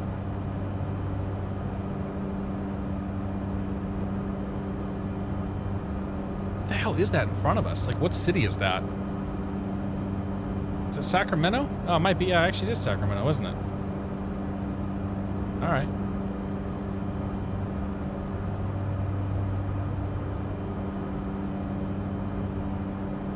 The game is amazing. It's so good looking. I think FSEconomy is gonna get a boost from MSFS. Absolutely, yeah. Yeah, there's no question, Bob. How do you like FS 2020 so far compared to X-Plane? T-Crap, good to see, man. It's different. It's different. I am enjoying my time in FS 2020 more than I've enjoyed X-Plane for the last probably 2 years. This is a great VFR simulator. This is a great having fun with your buddies simulator. It is absolutely stunningly beautiful in all directions, just amazingly good looking. The airplanes are lacking. The avionics are not great yet. Hopefully they will be someday. But as a procedures trainer, I probably still would go back to X-Plane, at least for now. For everything else, I'm going to be in this sim. I'm having fun. I'm having a ton of fun in this. I've probably smiled more in the last week and a half than I have at any amount of time in the last year when it comes to simming. That being said, golf does come out today, PGA 2021. So we may have a golf stream here in a couple of weeks. It's very important that we keep the variety going. Eastbound, let's go to 4,500 feet. Actually, that might put us in the clouds. How about we just stay low? Let's do 2,500. Let's keep some low-level flight going here.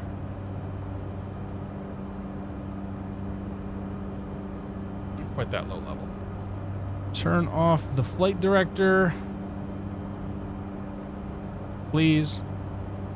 Thank you. There we go. Damn right it did. Dogo, are you flying tonight or are you playing golf? You gotta be having a bit of a moment, right? Dick, it's good to see you. Just got his FSEconomy count. Nice, man. I hear it's a high demanding game. What kind of PC do you have? I'm the wrong person to ask about PC specs. I have a Ryzen 3900X and a GTX 2080 Ti. Or an RTX 2080 Ti. I'm literally the wrong person to ask about specs because, yeah, my machine's fast. My machine runs everything just fine. I don't know what's your problem. People keep asking me, like, here's my specs. Do you think it'll run the sim? I'm like, I don't know. I'm sorry. I can't speak to that. That being said, the biggest bottleneck for people right now seems to be those with 4-core systems. People that have only 4 cores available to them seem to be having more issues with stuttering and pauses and things of that nature in the sim than otherwise. So this is one of the first times I'll say that one of the bigger barriers to entry is how many threads are available on your system. If you're planning on buying a new computer, I would not buy a machine that has less than 6 threads. I would probably buy an 8-core system, just hands down. I would not buy anything less than 8 cores right now. On the AMD side, I think AMD's got some 6-core systems. They'll probably be just fine, but thread count seems to be very, very, very important up to a point. Would an i7 8700 3.2 gigahertz handle FSEconomy or FS 2020? I don't know. But I'll tell you that a 3900X with a 2080 Ti handles it just fine. Oh, see what I did there?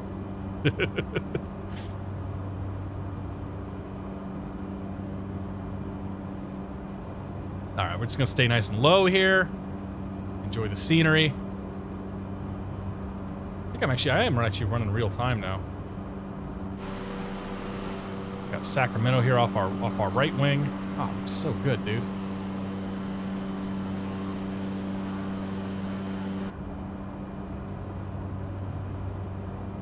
So very good. I think Shadow Gaming PC will run it just fine. Actually, I haven't had a chance to test it. I tested Shadow one time in the alpha, and it did okay. I think Shadow will be okay for it, honestly. It's on my list of things I want to check. I gotta free up some more space on my Shadow instance.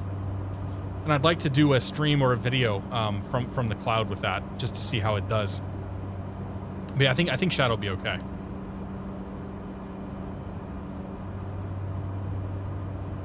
Can vouch for the 4-core issue. Yeah, like everybody I've talked to that's having problems is running on a 4-core system.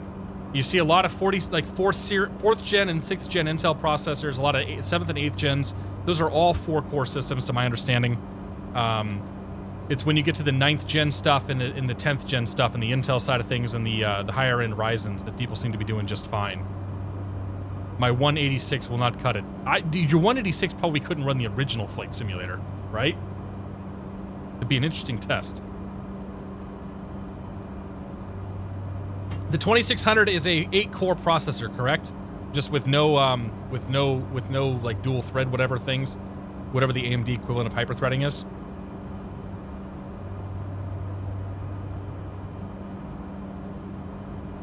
Is the C-182 in the marketplace any good? I flew. You know what? If you want to see it in action, I flew it on Monday. There is a video on my YouTube channel. I'm sure other people have created videos as well. I enjoyed it. I will fly it again. Is it worth $30? Put it this way. The Caravan came with the sim, and the Caravan is just as much fun as the 182, if not more.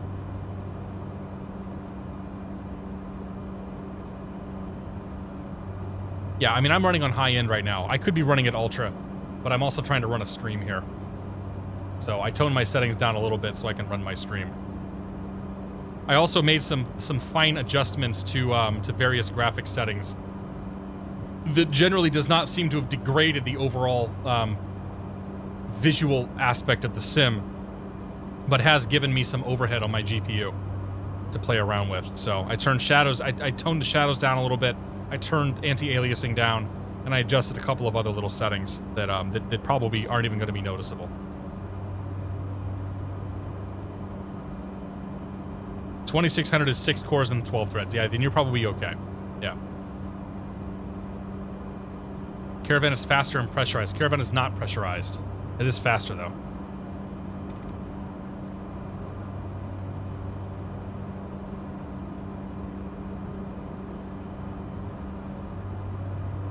Caravan has oxygen, so we can turn the oxygen on. Well, it's in op, so there is no oxygen, but we can turn oxygen on, but it's not definitely not pressurized. These things typically fly, you know, they fly VFR altitudes. Clouds look pretty good, yeah. I'm gonna fly here right below them, too. Oh, crap, I'm off course.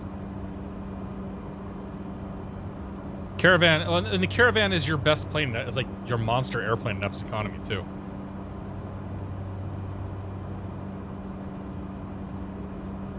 Turning back on course. We've got 35 miles to go to the VOR. Yeah. Hey, what's going on, Sirk? Sirk, are you getting your PC parts this weekend? Since you're driving to Ohio, right? Credit goes to X-Plane Geo in Discord, but this does seem to help the 4-core folks. Yes, the link that Voldrig posted, changing priority to background processing seems to be helping people run the sim. I don't know what the other implications of that setting are. Usually when there's a setting like that in Windows, it means there's something else that it can affect. What VOR am I going off to? I'm tracking Skaggs Island 112.1. I was maybe ever so briefly not tracking Skaggs Island very closely, but now we're back to tracking Skaggs Island, so yeah.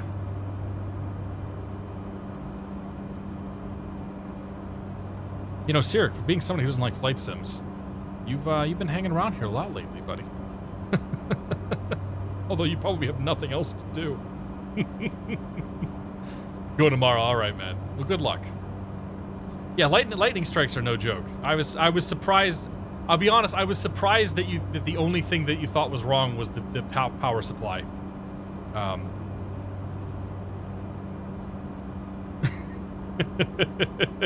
know you and have nothing else to do. Oh, there you go. Cheers. Why are you watching a flight sim stream tonight? Well, I play Eve with that asshole, and I've got nothing else to do, so, whatever. Let's do it. Can you explain a little on how you change your camera views? Did you map them? That's a great question.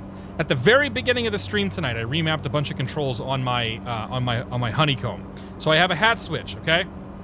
Look down, look up, look left, look right. The hat switch, literally, that's the... Hang on.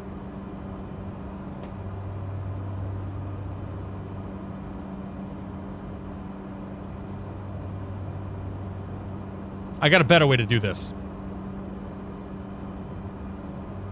So why the hell not? We got nothing else to do. All right.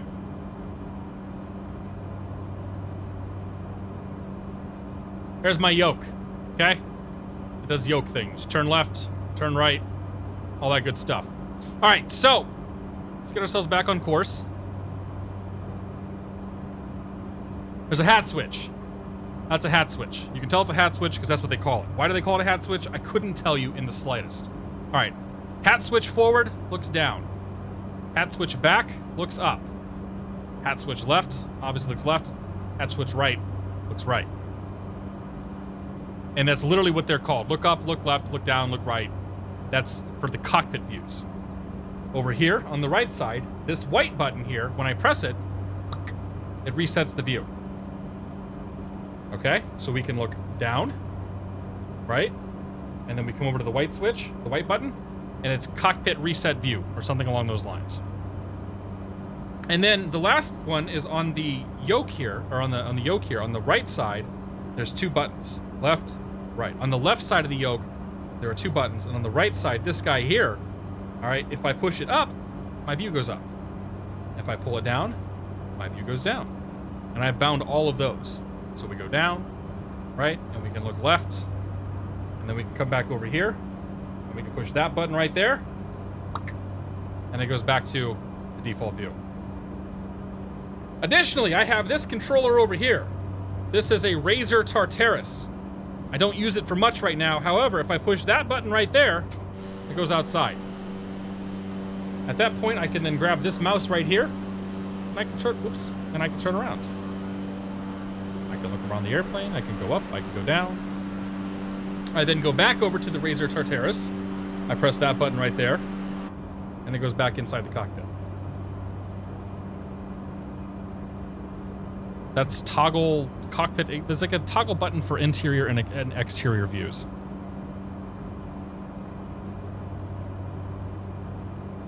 Does the hat button work in outside view? I think it does. I didn't bind it explicitly. Whenever I'm in outside view, I just use my mouse. I can also look around with my mouse too. I press the reset button and it still resets. I can move around with the arrow keys. We can go up, we can go down, we can go left, we can go right. I can hold Alt, I can go forward and backwards.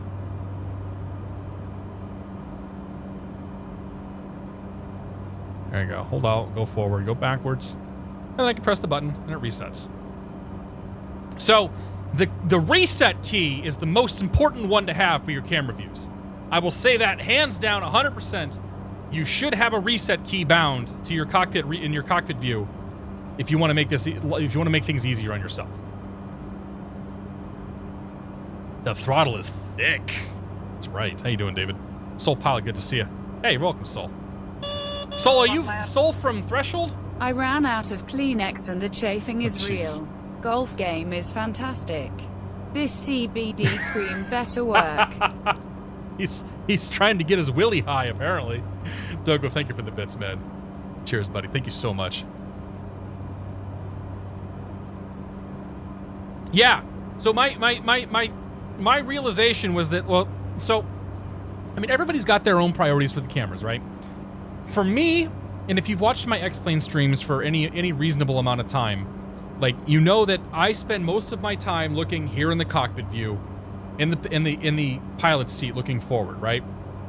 And so what I really like to have is I like to have accessible to me on my hands the ability to look around, so that if I'm making a left turn and I need to have my reference point here, I can do that. So I've got my reference point, I can hold that turn, I can reset, I can go back, I can check my instruments if I need to, I can look left again for my reference, and yada yada yada, right? Or I can do the same thing looking right. I can look out the right window, find the runway, find whatever my point is, then go back.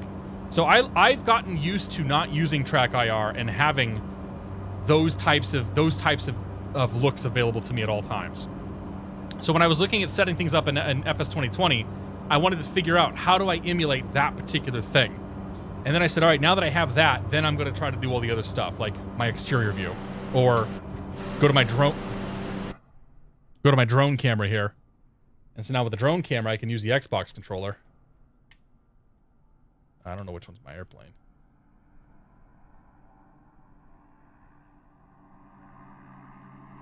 Oh, that's me. Wait. I don't know which one's my airplane. It's too many planes. But I got the drone camera outside where I can go and I have it. It's another button on my Tartarus where I can just look around.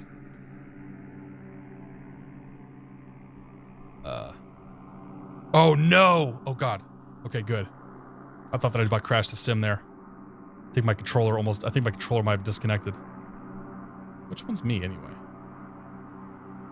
Literally none of these are me.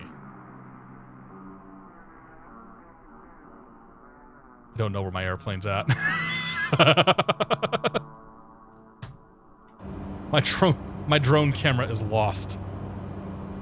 The Honeycomb's pretty good, man. Yeah, this is a really, really solid control.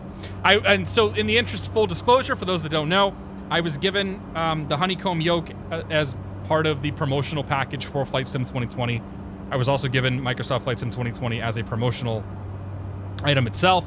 So let that sway my opinion as however you think it does. If you think it sways my opinion, hey, I can't help you there. Let's fly over to the bay. Actually, I want to go see Sonoma Raceway. Let's go check out the racetrack, and then we'll go to the bay.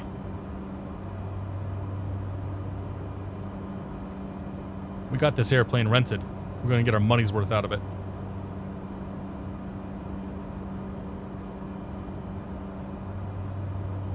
Are you getting the throttle quadrant as well? I'll probably, yeah. I'll either reach out to them or I'll just end up buying it. But yeah, I'll definitely, in one way, shape, or form, I will get my hands on that throttle quadrant. How are the frames compared to X-Plane? It depends. It depends. The frames right now are better than any flight factor plane you're going to fly. If I pull up the old fraps, we are currently rocking a solid 30 frames per second right now, which I'm super happy with. I'm totally fine with 30 FPS. A couple times it goes a little lower, sometimes it goes higher. Whatever, it's fine. If I was in a flight factor plane right now, I'd be getting about, I don't know, 21 or 22. We'd be getting alerts from VATSIM saying, your sim speed is too low. We're going to kick you off the network in 60 seconds if you do not improve your computer. Never mind the fact that I'm running a $3,000 computer and flight factor is not optimized. How does the Honeycomb feel compared to the Cytec? The Cytec seems a bit light, but not much resistance. It's a good feel of resistance on the Honeycomb. The Cytec has got an enormous dead zone. Like, there's a reason why everybody ends up putting rubber bands and whatnot to modify it. I hate the Cytec yokes. I really do. I think they feel like garbage. I really like this Honeycomb. With Flight Factor, everything runs like it's on a potato. Yes. When is the next group flight? Cranky, good to see you, man. So the next group flight is tomorrow. Tomorrow morning at 7 o'clock Eastern time for about 4 hours. I got to put together the flight plan. I think we're going to do some flying up in British Columbia, though. Up near Nelson and all that. Oops, that's the wrong button. So yeah, tomorrow, and then I'm going to plan another big bush flight probably on Thursday. I got to see if some folks are around, get some stuff going. But yeah, I think we're going to get another bush flight going Thursday. Try to get all the masses and everybody else involved. Who's joining you? I'll be flying with Squirrel and then everybody who's with that group. So yeah, well that's going to be tomorrow morning. I don't know who all's gonna jump in. We'll see if Chewy gets on. We'll see if JP's around. We'll see who's around.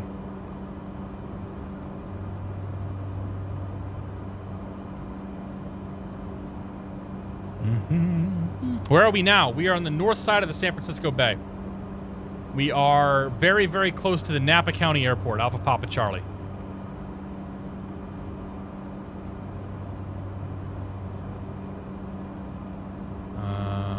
What did Dash 8 make? Good to see you, man. Is it against FSC rules to make something that finds the most profitable jobs? Nope. There's a lot of people that do that.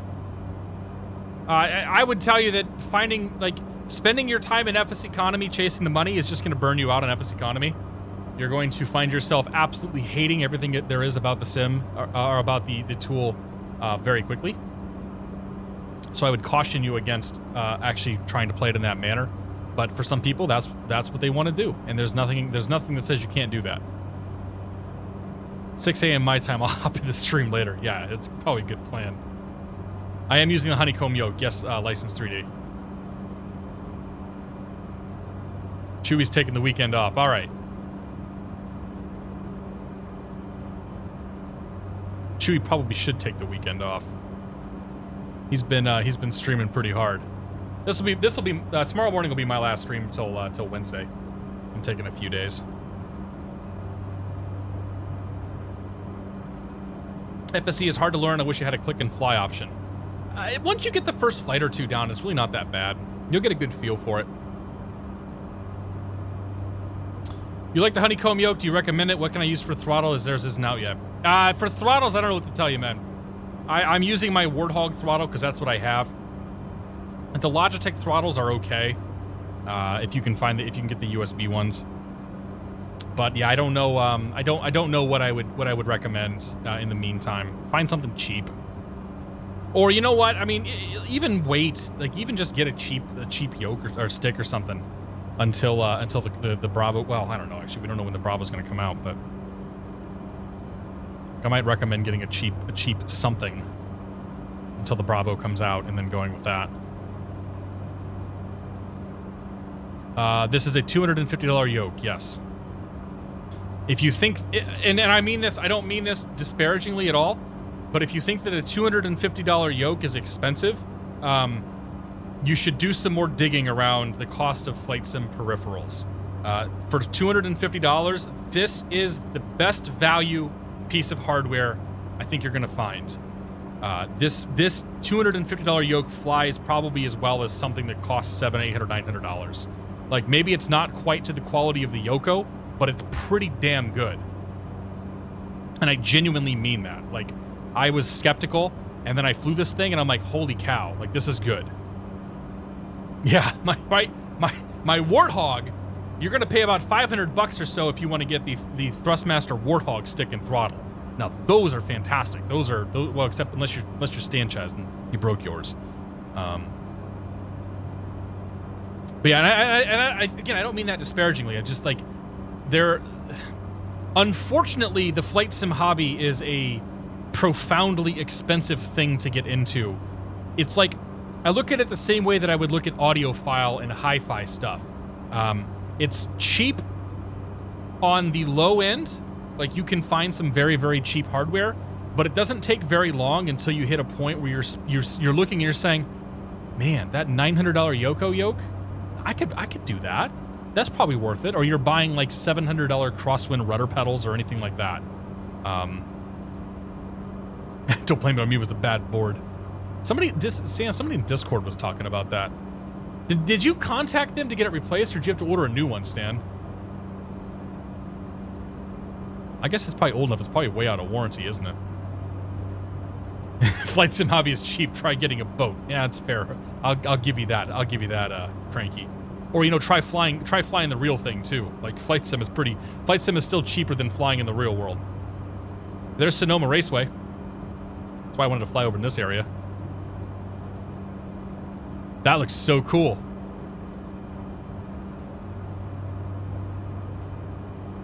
I'm sure Jeff Faviano's flown out here already, right? Had to have. There's a drag strip there too. How about that? We could land down there easily. That's too cool. And go race on the road with your plane, right? What is the recommendation between the stick and the yoke and a stick like the Warthog? It's up to you. I'll be honest with you. I'm still going to do most of my flying with the Warthog. I set this up tonight just because I haven't flown with it for a while, and this is actually the first time I've flown with it in 2020. But most of my time, I prefer flying with the stick, with the Warthog, because it's always on my desk. It's always there. It's always ready to go. I'm just used to using it. Like, I don't see the need to have I don't need to have a yoke to simulate flight, because again, the simulators are great. They do a great job at simulating flight, but they are still not the real thing. Air Senny, what's going on, man? Good to see you, Andrew. Drag strips everywhere. And that's the same thing about flight dynamics. Like, people get up in arms, oh, the flight dynamics are based on lookup tables and blah, blah, blah. And it's like, who cares? Like, neither X-Plane nor FSX nor P3D nor 2020 are the real thing. You know, they all do something, and they all do it well. Maybe FSX doesn't do anything well, but they all do something. No solution is the perfect solution. Aviator Chris, good to see you. Happy Friday. I took a Grumman Tiger up for 1.3, and it was more than your yoke. Yes, I bet it was, Mr. Falcon. Tell that to a combat flight simmer.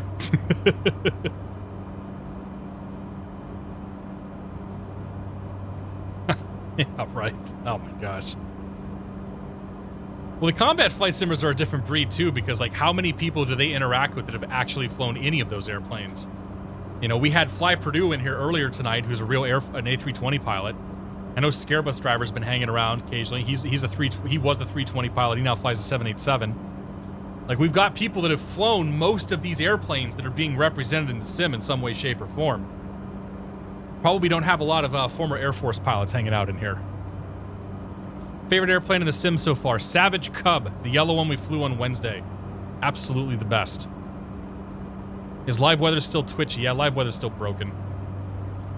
I threw it on a few times earlier, and it was supposed to be marginal. It was IFR and then later marginal VFR, and it was showing clear in a million. So yeah, there's still problems with live weather. The DHO colors, yes. Am I getting the HP Reverb G2? Probably not, man. I've tried VR. I can't get into VR. It's not really my thing. If the reviews come out and people are blown away by it, then maybe I'll consider it. But that's going to be a tough sell for me to get that headset.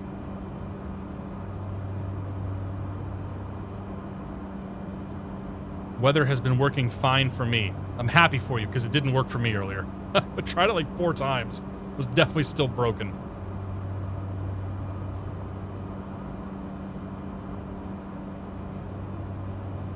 My system is good enough for flat screen, but not good enough for HP resolution.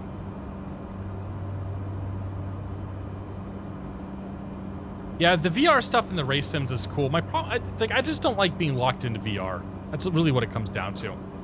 I have found I enjoy racing and doing stuff on my big ass 38-inch monitor here, just as much, if not more, than I did in VR. Like VR was okay. But it just, like, even truck sim, I still prefer using my big screen here, because I can take everything in. I can have a Twitch window up over here. I can have a Discord window up over here or whatever, and just kind of do more than just, all right, I'm in this simulator now. What am I flying right now? We're in the Caravan, the Cessna Grand Caravan, one of the default airplanes in 2020 here.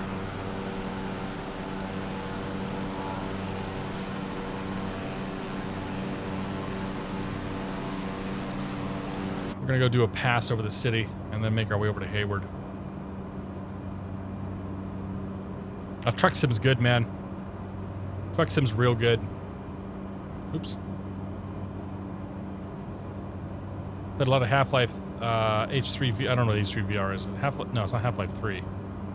Half-Life Alyx. But sitting down in VR makes me sick much quicker. I don't. That's the thing too. I don't have room I don't have room in here for room scale VR. Like,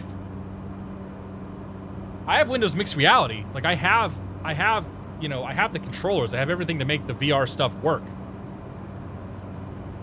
But I don't have the room in here for room scale. So everything I do is sit down VR. And again, it's just not really the experience I'm after. And that's fine. Like, I know some people who are into iRacing VR and they love it. Like, they love nothing more than to go do iRacing VR. So, and that's great. Like, and like Stealth Bob, for example. I think Stealth Bob does a lot of VR. Dude, the view is real good, Dogo. Dogo, thanks for the bits, man. Cheers, buddy. This is very stunning. This might be screenshot worthy too.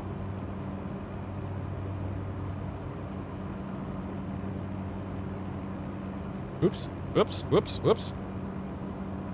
iRacing in VR is pretty tough to beat, but it's not really up to snuff for flight sims yet. So I have heard. Yeah, I've done, like, I did VR in DCS more than a few times, and it was fun. It was really cool. But it's still, like, you can't read the instruments, so it's really tough. You just, I don't know. Like the lack of reading the instruments is the thing that gets me the most. It's the thing that makes it the most difficult. Ooh, a couple of bumps coming through here.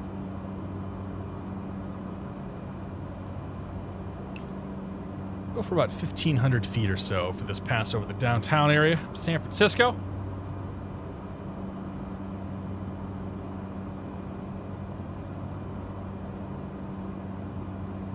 Looks like somebody's trying to land on the Golden Gate Bridge. Maybe go underneath the Golden Gate Bridge. I don't think I'd recommend going underneath the Golden Gate Bridge. It's probably solid.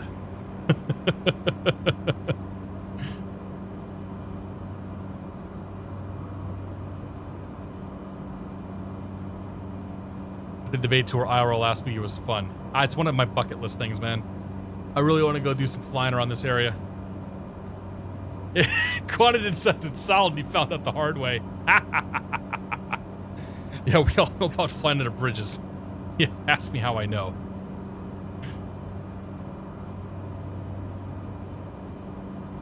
Cartesian Bear, good to see you. Ah, that view's so good, man. You got the bay over there. You got the city right there.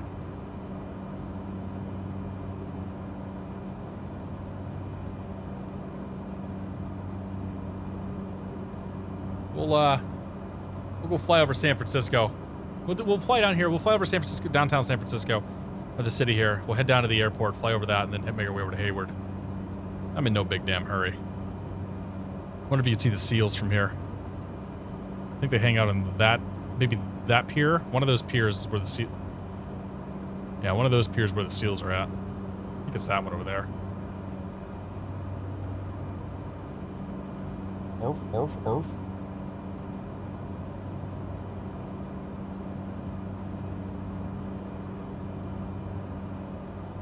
This is the part that kills me, man. It's just these cities. When you actually fly over these photogrammetry cities, they look so good. Obviously, you get up close to them, they don't look so great. They all look a little apocalyptic when you get up next to them, but that's not what it's made for. The Washington Monument is rendered as a skinny skyscraper. Oh, that's also not photogrammetry too. So, but yes, the Washington Monument is rendered incorrectly, and they probably should fix that at some point. Who has the 747? Who doesn't have the 747? If you're close enough to see the difference, pull up. Exactly. I mean, yeah, this is a good cruising altitude here. 1,500 feet. You get a good view of all the detail that's out there. You don't see a lot of the jank when you get that you do when you get up close.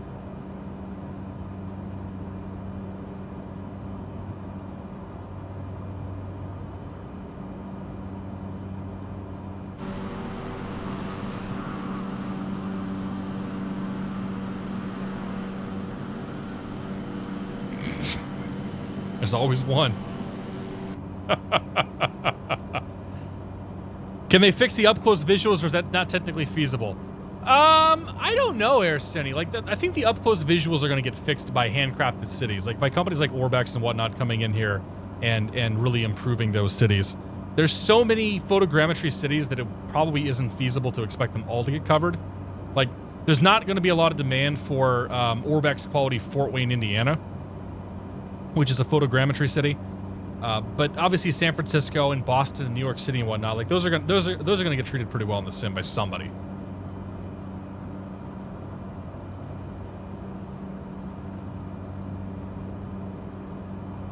Excuse me. Yeah, Wood VCR said like you're gonna have to address them by hand.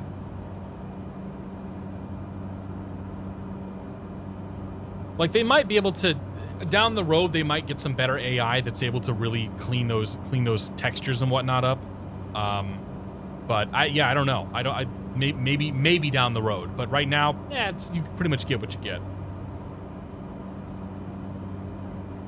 All the open land on the left doesn't seem right. It is though.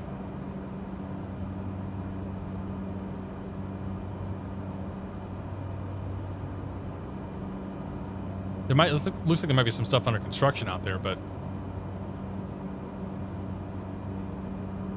Bumps. Bump, bump, bumpity bump, bump, bump, bump, bump. 500. 500. Checked. Hey. Hello, fellow masshole. Hello, Manila Thrilla. How you doing? Some of the satellite images from Bing are really bad. Yeah, and some of the satellite images from Google are really bad, and some of the satellite images from the USGS are really bad. I mean, that's the problem with relying on a single data source. But this will give them some encouragement to hopefully fix that, improve it when in places. Or if they're bad, then find a better source and go make the scenery yourself. Like, the SDK for this is free, so people can always come in and do it themselves.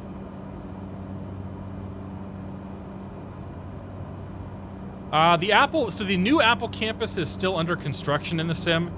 You can see the old Apple campus and it looks fine, but the new Apple campus does not exist yet. It's just a giant construction site. So San Francisco is one of the handcrafted airports. What are we doing?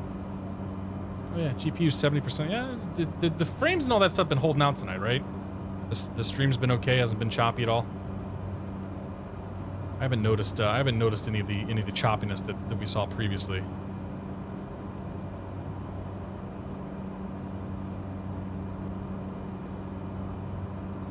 All of our shadows are down there. Now it's choppy just because it's such a high resolution, you know, whatever. This is one of their handcrafted airports. With loving care. This guy's taking off, probably, or landing, and probably has no idea why there's a cavalcade of airplanes flying over top of him.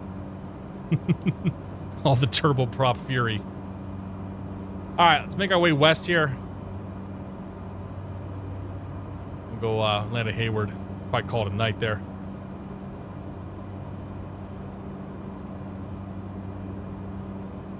Or east, sorry, we're heading east, not west. Do what I think, not what I say, said my band director. The Icon can land in water, yes. There's the inner marker. Ah, hey, there's somebody landing too. Hello, friends. Welcome to San Francisco.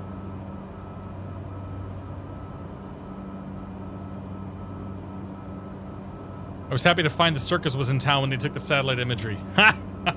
That's fantastic. Super 257, man. Good to see you. Mason sent game. Welcome aboard. Hope y'all are well. Bravo clearance. We don't need no stinking Bravo clearance.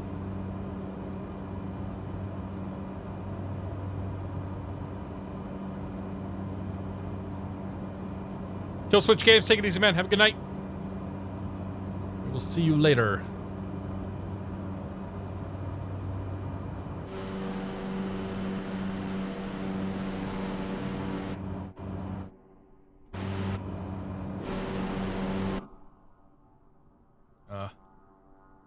Where for our airplanes? Oh no. Oh no, it reset my damn controls. Did it? Hang on, wait. Uh-oh.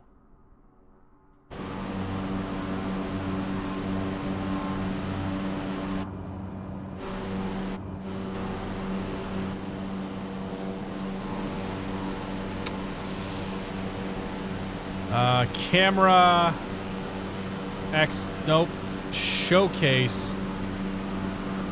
Drone camera.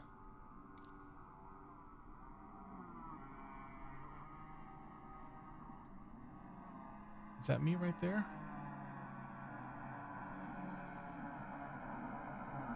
That has to be my airplane, right?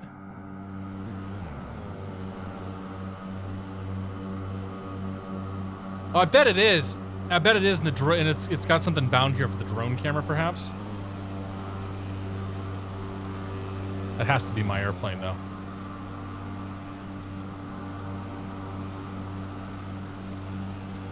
Huh. Yeah, has to be it. Oh, hey, we're back here.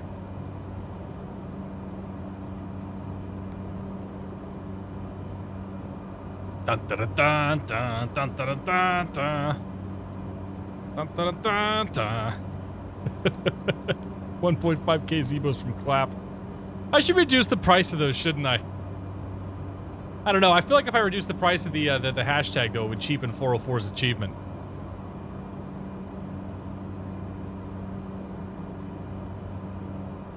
For the Airbus, can you walk down the aisles? I have no idea. I haven't actually flown. I haven't been in the Airbus yet. I've not flown any of the airliners. I don't know if you can, though. I'm the wrong person to ask about that.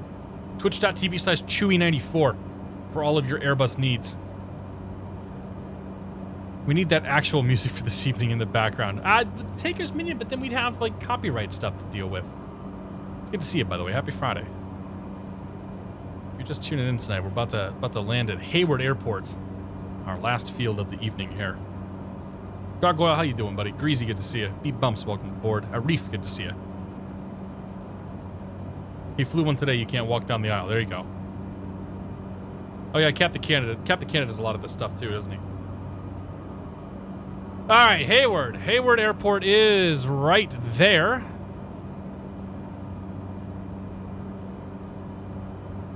Assume we're gonna land towards the bay.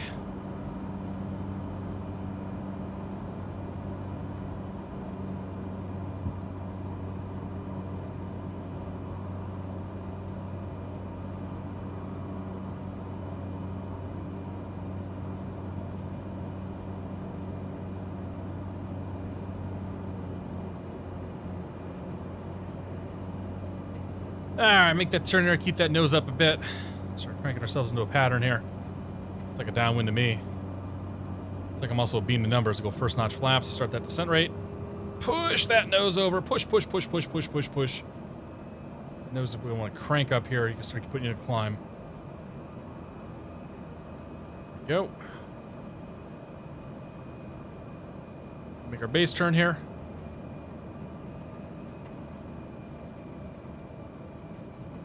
Hayward to Santa Monica? That's a long flight, dude. Hell no. I'm getting up early tomorrow.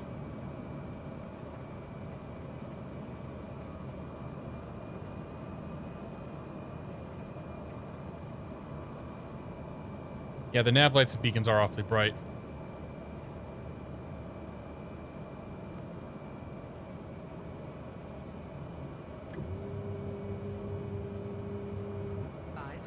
$500's checked.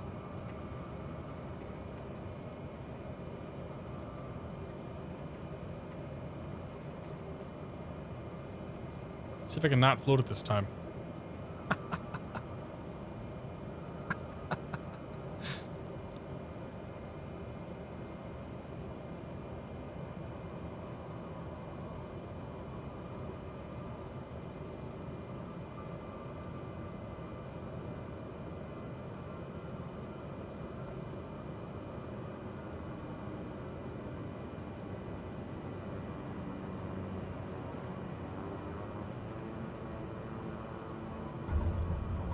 That was lousy landing.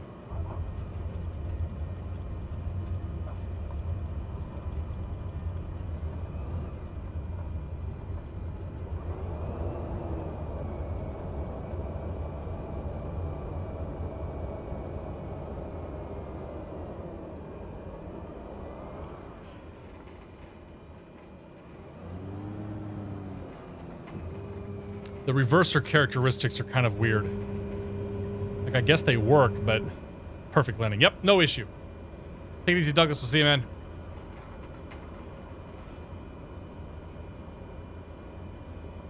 Floating is pretty much mandatory in the sim unless you're planning. I think you're kind of right.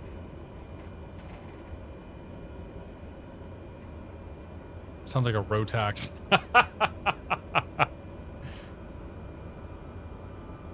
right, what we'll do is we'll go do some landing challenges after this.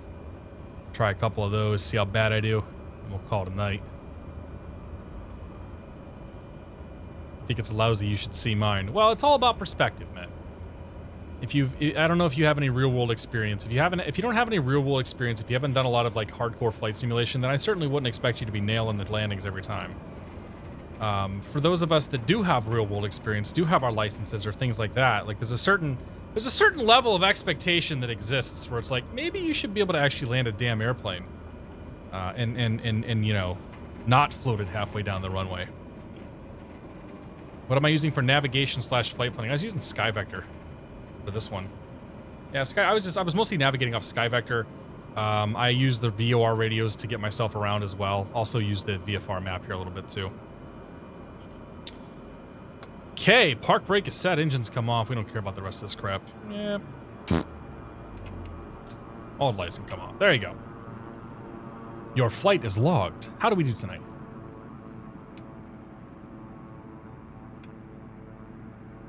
Oh, the starter actually was off. Okay, good. The starter doesn't come on if the battery's not on. How to do tonight? Let's go to my log here. I made 4,000. I made 3,000. Great. We made some virtual money tonight. UEHM, good to see you. Noob alert, welcome aboard. Somebody landed a 747. They did, yeah. It's not that big of a stretch. I mean, if that thing's mostly empty, it'll probably stop all right. Hayward, you got 5,700 feet to work with here. Yeah. Hey, folks that flew along with us tonight, thank you for flying along, man. That was a good time. I do appreciate that. We're doing it, like I said, we're doing a formal group flight tomorrow morning, and I'll set up a formal group flight for us all on Wednesday evening as well.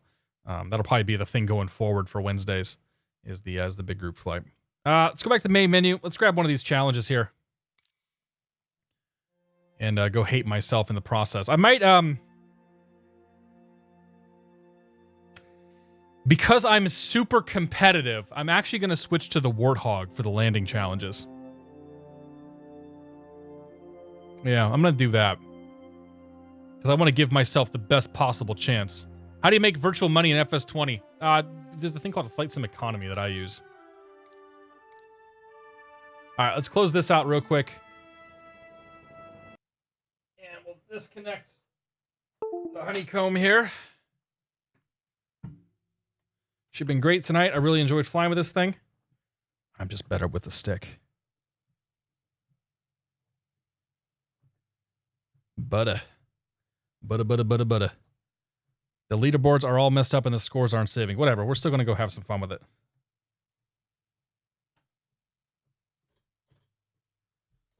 Break it out to big guns.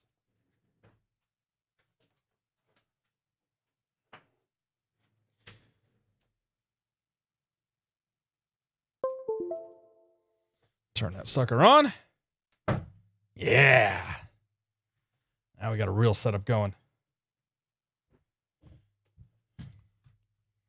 Everything where it belongs. All right, let's fire the sim back up. There we go.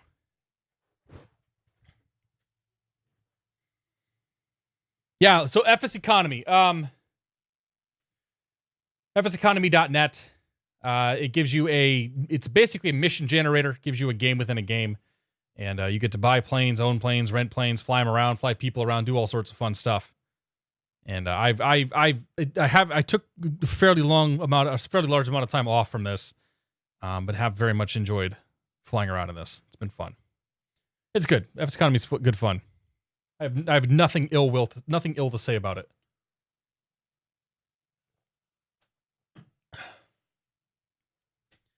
The most unnerving part is when you hit the start button and it takes like a minute and a half to actually pull a window up. How did you set the client up? Remote port 500. Yeah, they've actually got a 2020 client they're pushing out now too, that has all that crap already set up.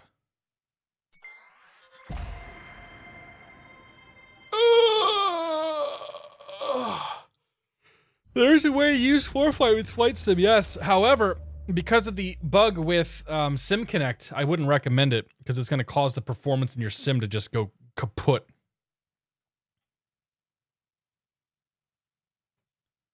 A screenshot of the party.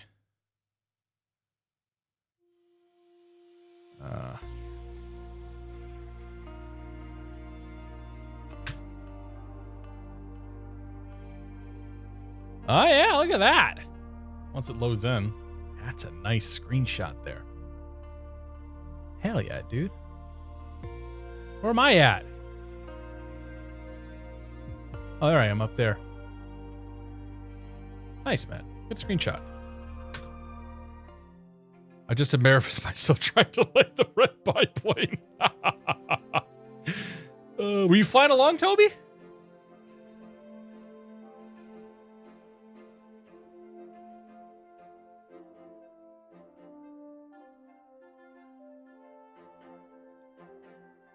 Were you, I think you were coming, yeah. Yeah, the red biplane's the pits. Practice my power off 180s, exactly. This game is a slideshow near cities, yeah.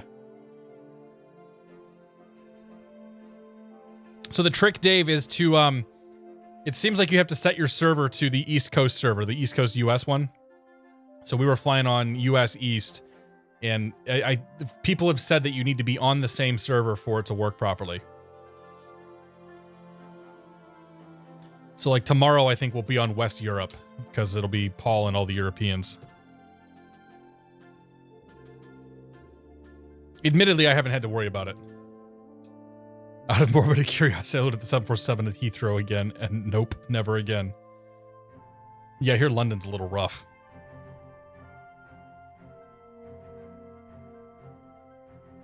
Can you go to Uru? It's one of the 7 wonders of the world. We're going to do one of the landing challenges tonight.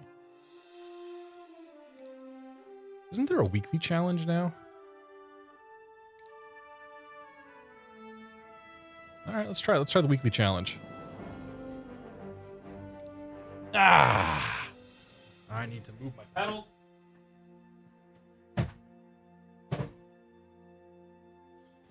we go. Beautiful. Move my joystick.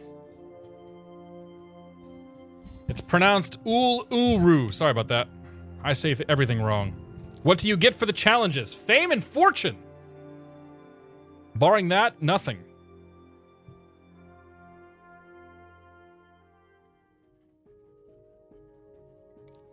If I do well, they say they will shower me in bits.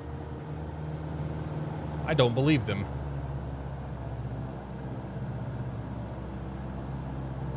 Where's the airport at? There it is, okay. Scene.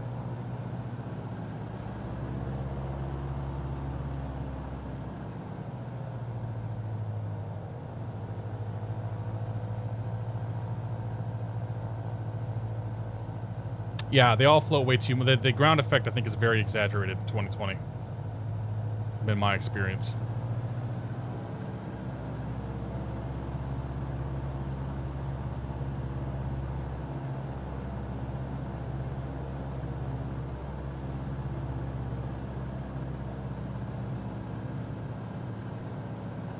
Dithering going on there with the shadows.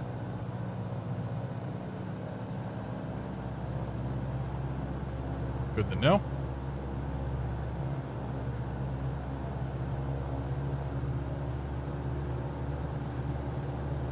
Oh, this plane doesn't have flaps, does it? Oh, yeah, it does. Okay, they're down.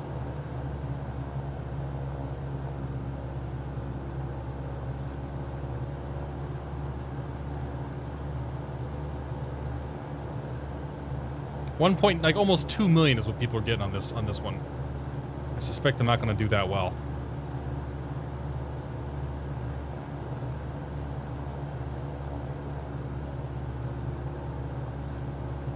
We'll see, though.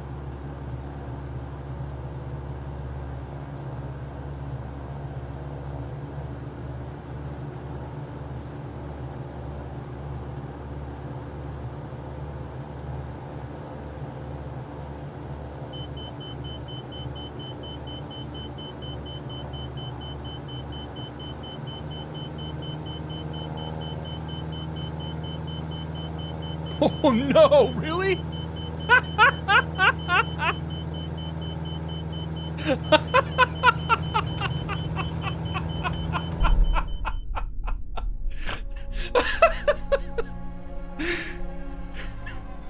Hey, don't do it like that.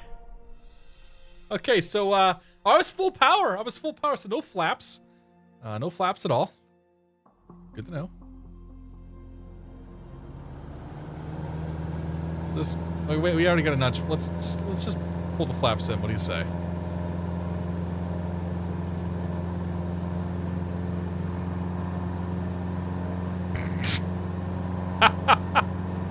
Yeah, I guess everybody's doing the same thing because they're all trying to fly it like a normal approach, but it's 7,000 feet up here, so you ain't gonna be able to do that.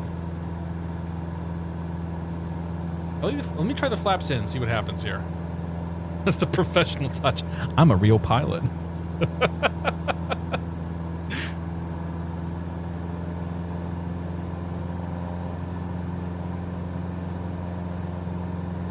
Real pilot, by the way. Thanks, Sean.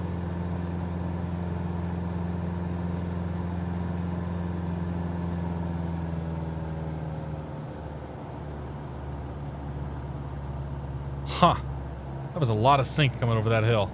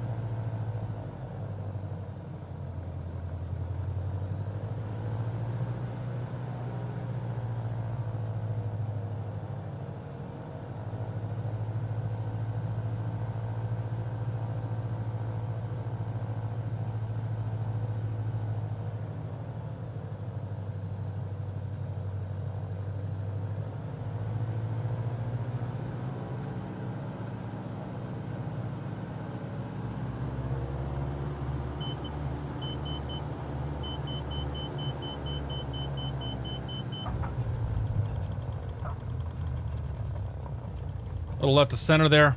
Maybe a little bit on the firm side.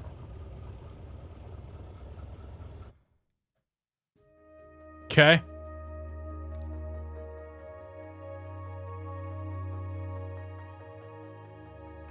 Who'd I beat? I beat X-Plane Geo.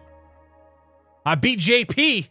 JP didn't really try, though. 202,000. No way. 2,425. I could beat that. Let's do a couple more.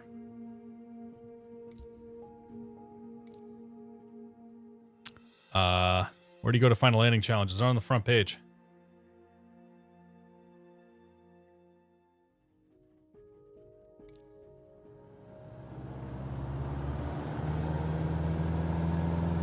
All right, let's try one notch of flaps this time.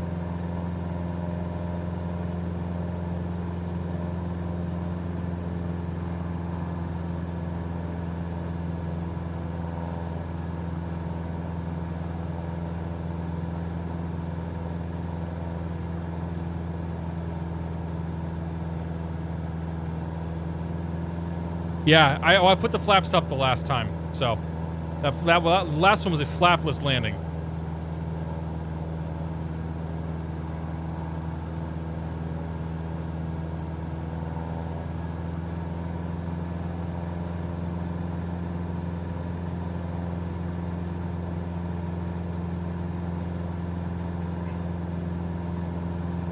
I am unflappable.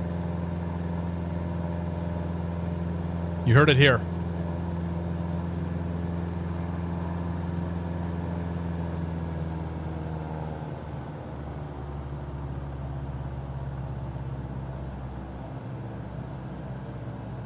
The amount with which I can be flapped is next to nothing.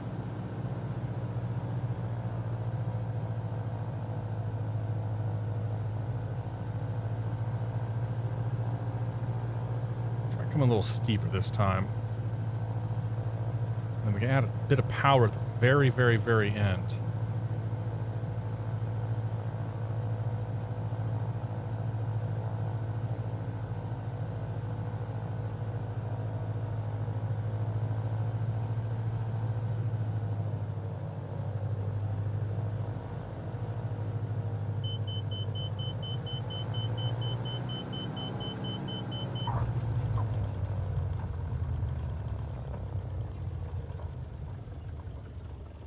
You think it was better or worse?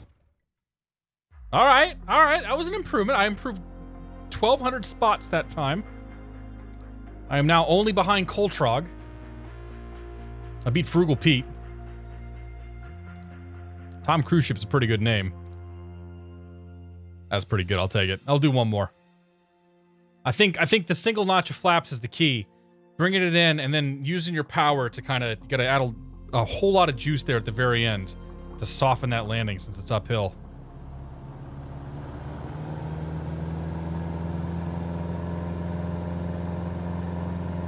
I just watched Top Gun, no lie. Man, percent good to see it. Atomic Fox getting on leaderboard. Chris, you need to add me as a friend, man. Cat Streeter. If you do it tonight, I can accept it. We can compare the size of our scores and see if we impress one another. More importantly, see if we can impress our life mates.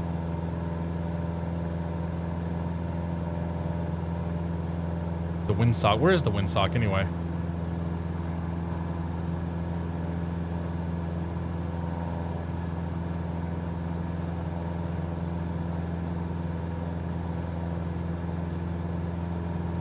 Oh, wind's calm. Damn it.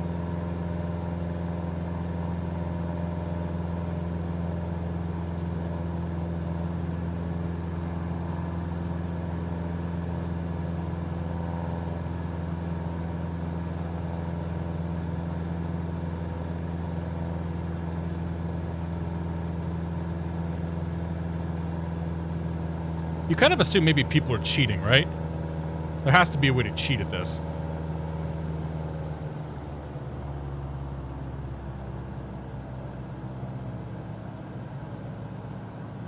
This is the best finishing stage in the Tour de France.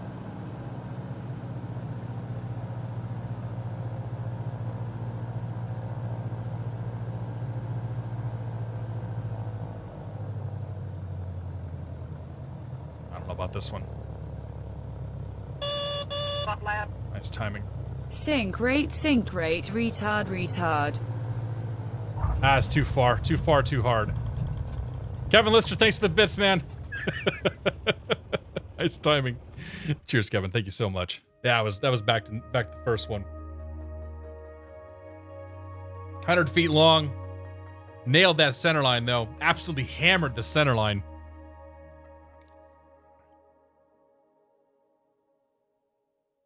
All right. We'll try another one. That's cool. I expect crazier scores if you're cheating already. Well, I think like it seems like 2 million is about the top you can get, Stan. Like I think 2 million is getting pretty close to your max. I don't know what's going to happen when I eventually fill this friends list up, if it's even possible, but we're up to 63 now. Let's do one more challenge.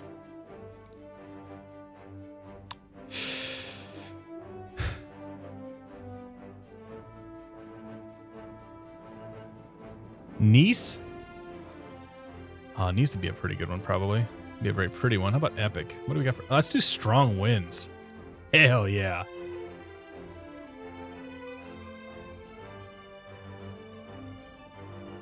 Sedona?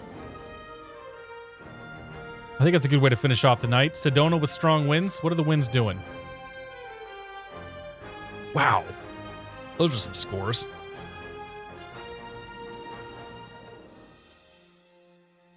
Oh, we gotta come... okay, I see what we're doing here. We'll be on the downwind. It's rough. Yeah, I bet it is, coming in over that plateau there. You're gonna get a tremendous amount of sink on the far side of that runway. And then as soon as you get over land, it's gonna be nothing. You're gonna start floating it. 240, 20 knots. Holy crap. So it'll be a left to right crosswind. Sorry, right to left crosswind.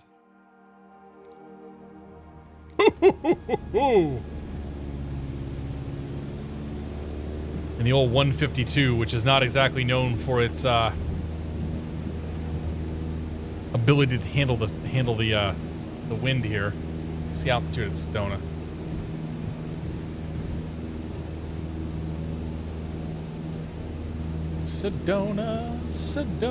Sedona Airport. Wherefore art thou, Sedona Airport?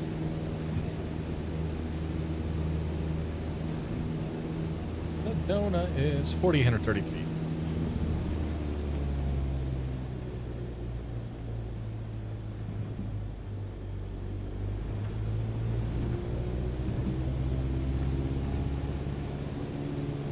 $4,830, so we're a little on the high side right now.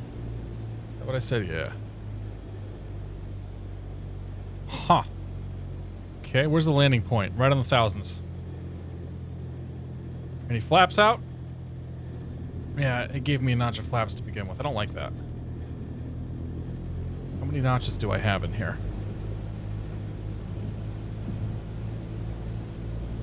30. Okay.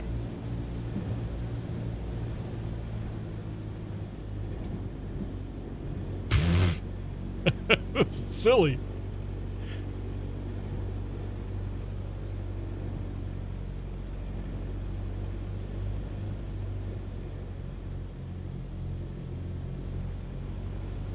What did I say? It was left to right or right to, I think it's right to left, right?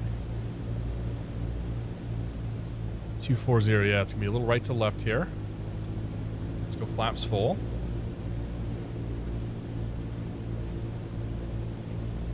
Means the wind's pushing us.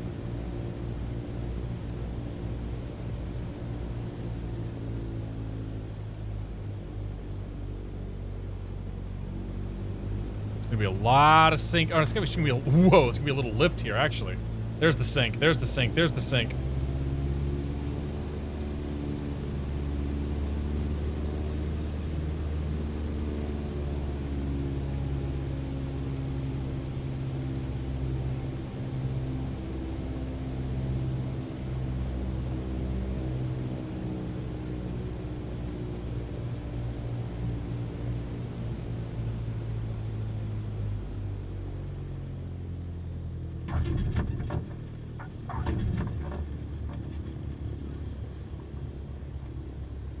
Okay.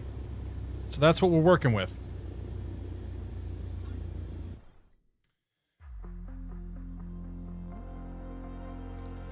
Ah!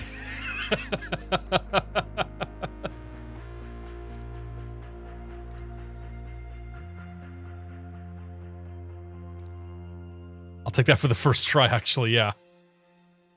Yeah.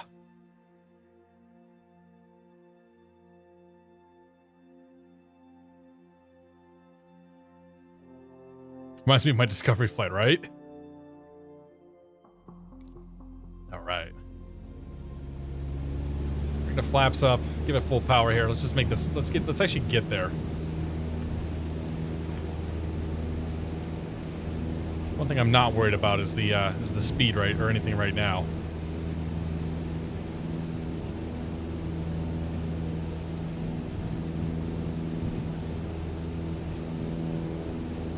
I don't think Sedona is going to be this green, though. They must have caught it like the day after it rained or something.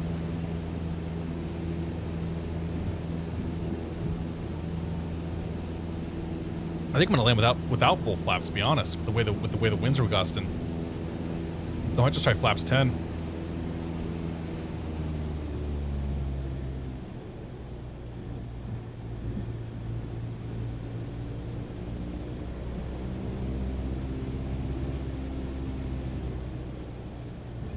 Yeah, wind's part of the challenge. It's one of the windy challenges.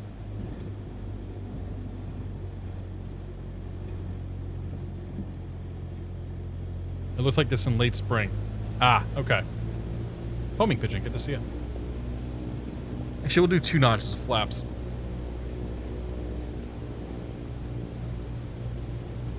No, I'll do all 3 notches. There's no reason not to. We'll just save the last one for short final.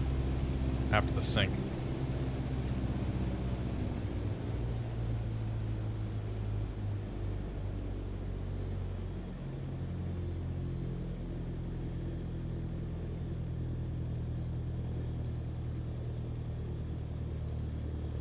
There's the sink. There's the sink. Yes. Alright, there's full flaps now.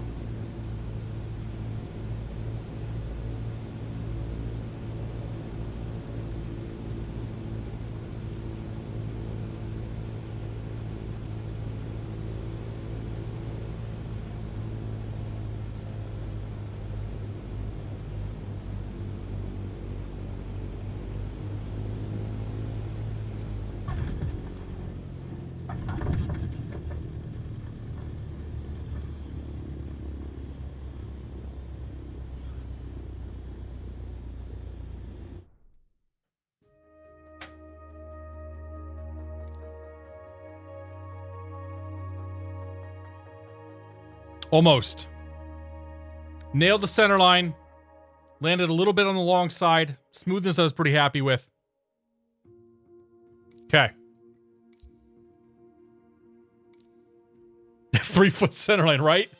20 knot crosswind nails it on the center line.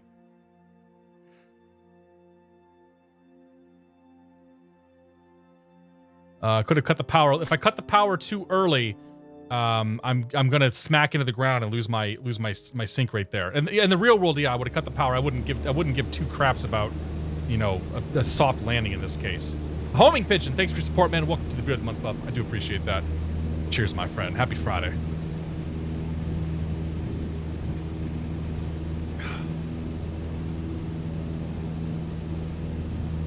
I've never actually flown a 152.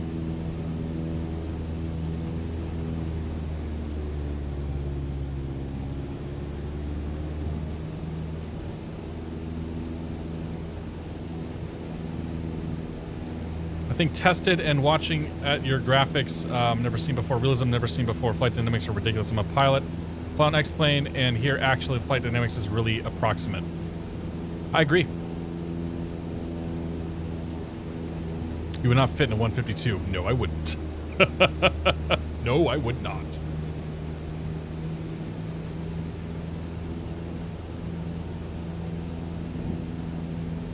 Yeah, flight dynamics are always relative. The problem is you see a lot of people flying in here that are flying with no weather or very little weather because of the fact that the real world weather's broken. So, is this a little exaggerated? Probably. But I have flown in I have flown in conditions like this before. Not fun. I would fit in a 152. Nobody else would. Sim dude, what's going on? Good to see you, John.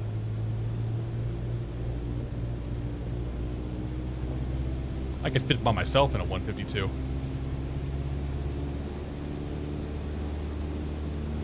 Flash 23 was talking about joining a club that's got they got a skipper. Beechcraft Skipper is one of their planes.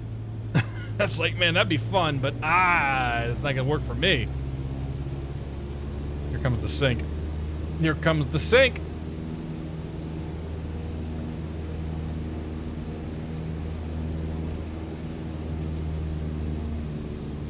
Little rise there.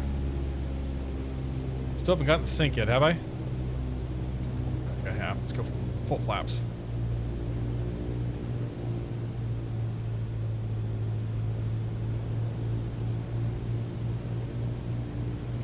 Last couple times I've gotten a pretty good gust of wind here, like right as I cross the numbers.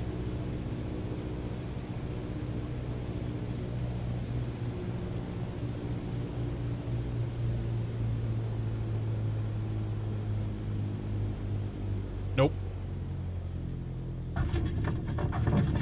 Nah, crap. Lost the center line there. I think I got the lateral, or I think I got the forward pretty good that time, but hey, I'll take it. All right, top 100. How about that? I beat JP. Oh, I think that's a good place to stop tonight. What do you say? GG. Man, if I'd gotten that center line, if I'd nailed that center line a little bit better, that score would have been insane.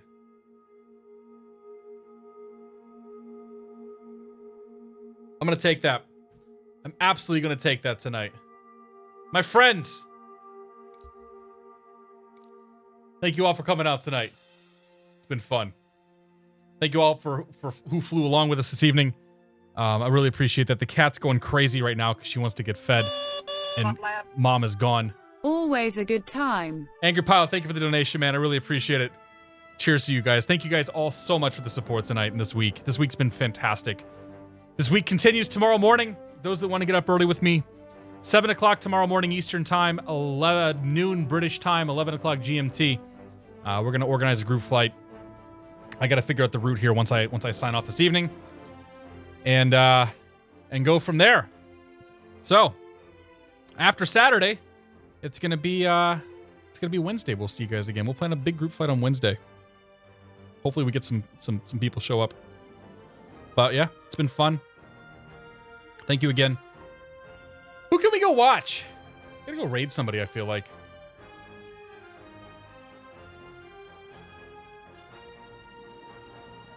Who's streaming the flight sims? Mustafa is really back in FSX. Are you kidding? P3D? Are you kidding me? Come on, Mustafa. Any guys I follow here? X-Plane 11? Oh my gosh, come on. You guys are killing me.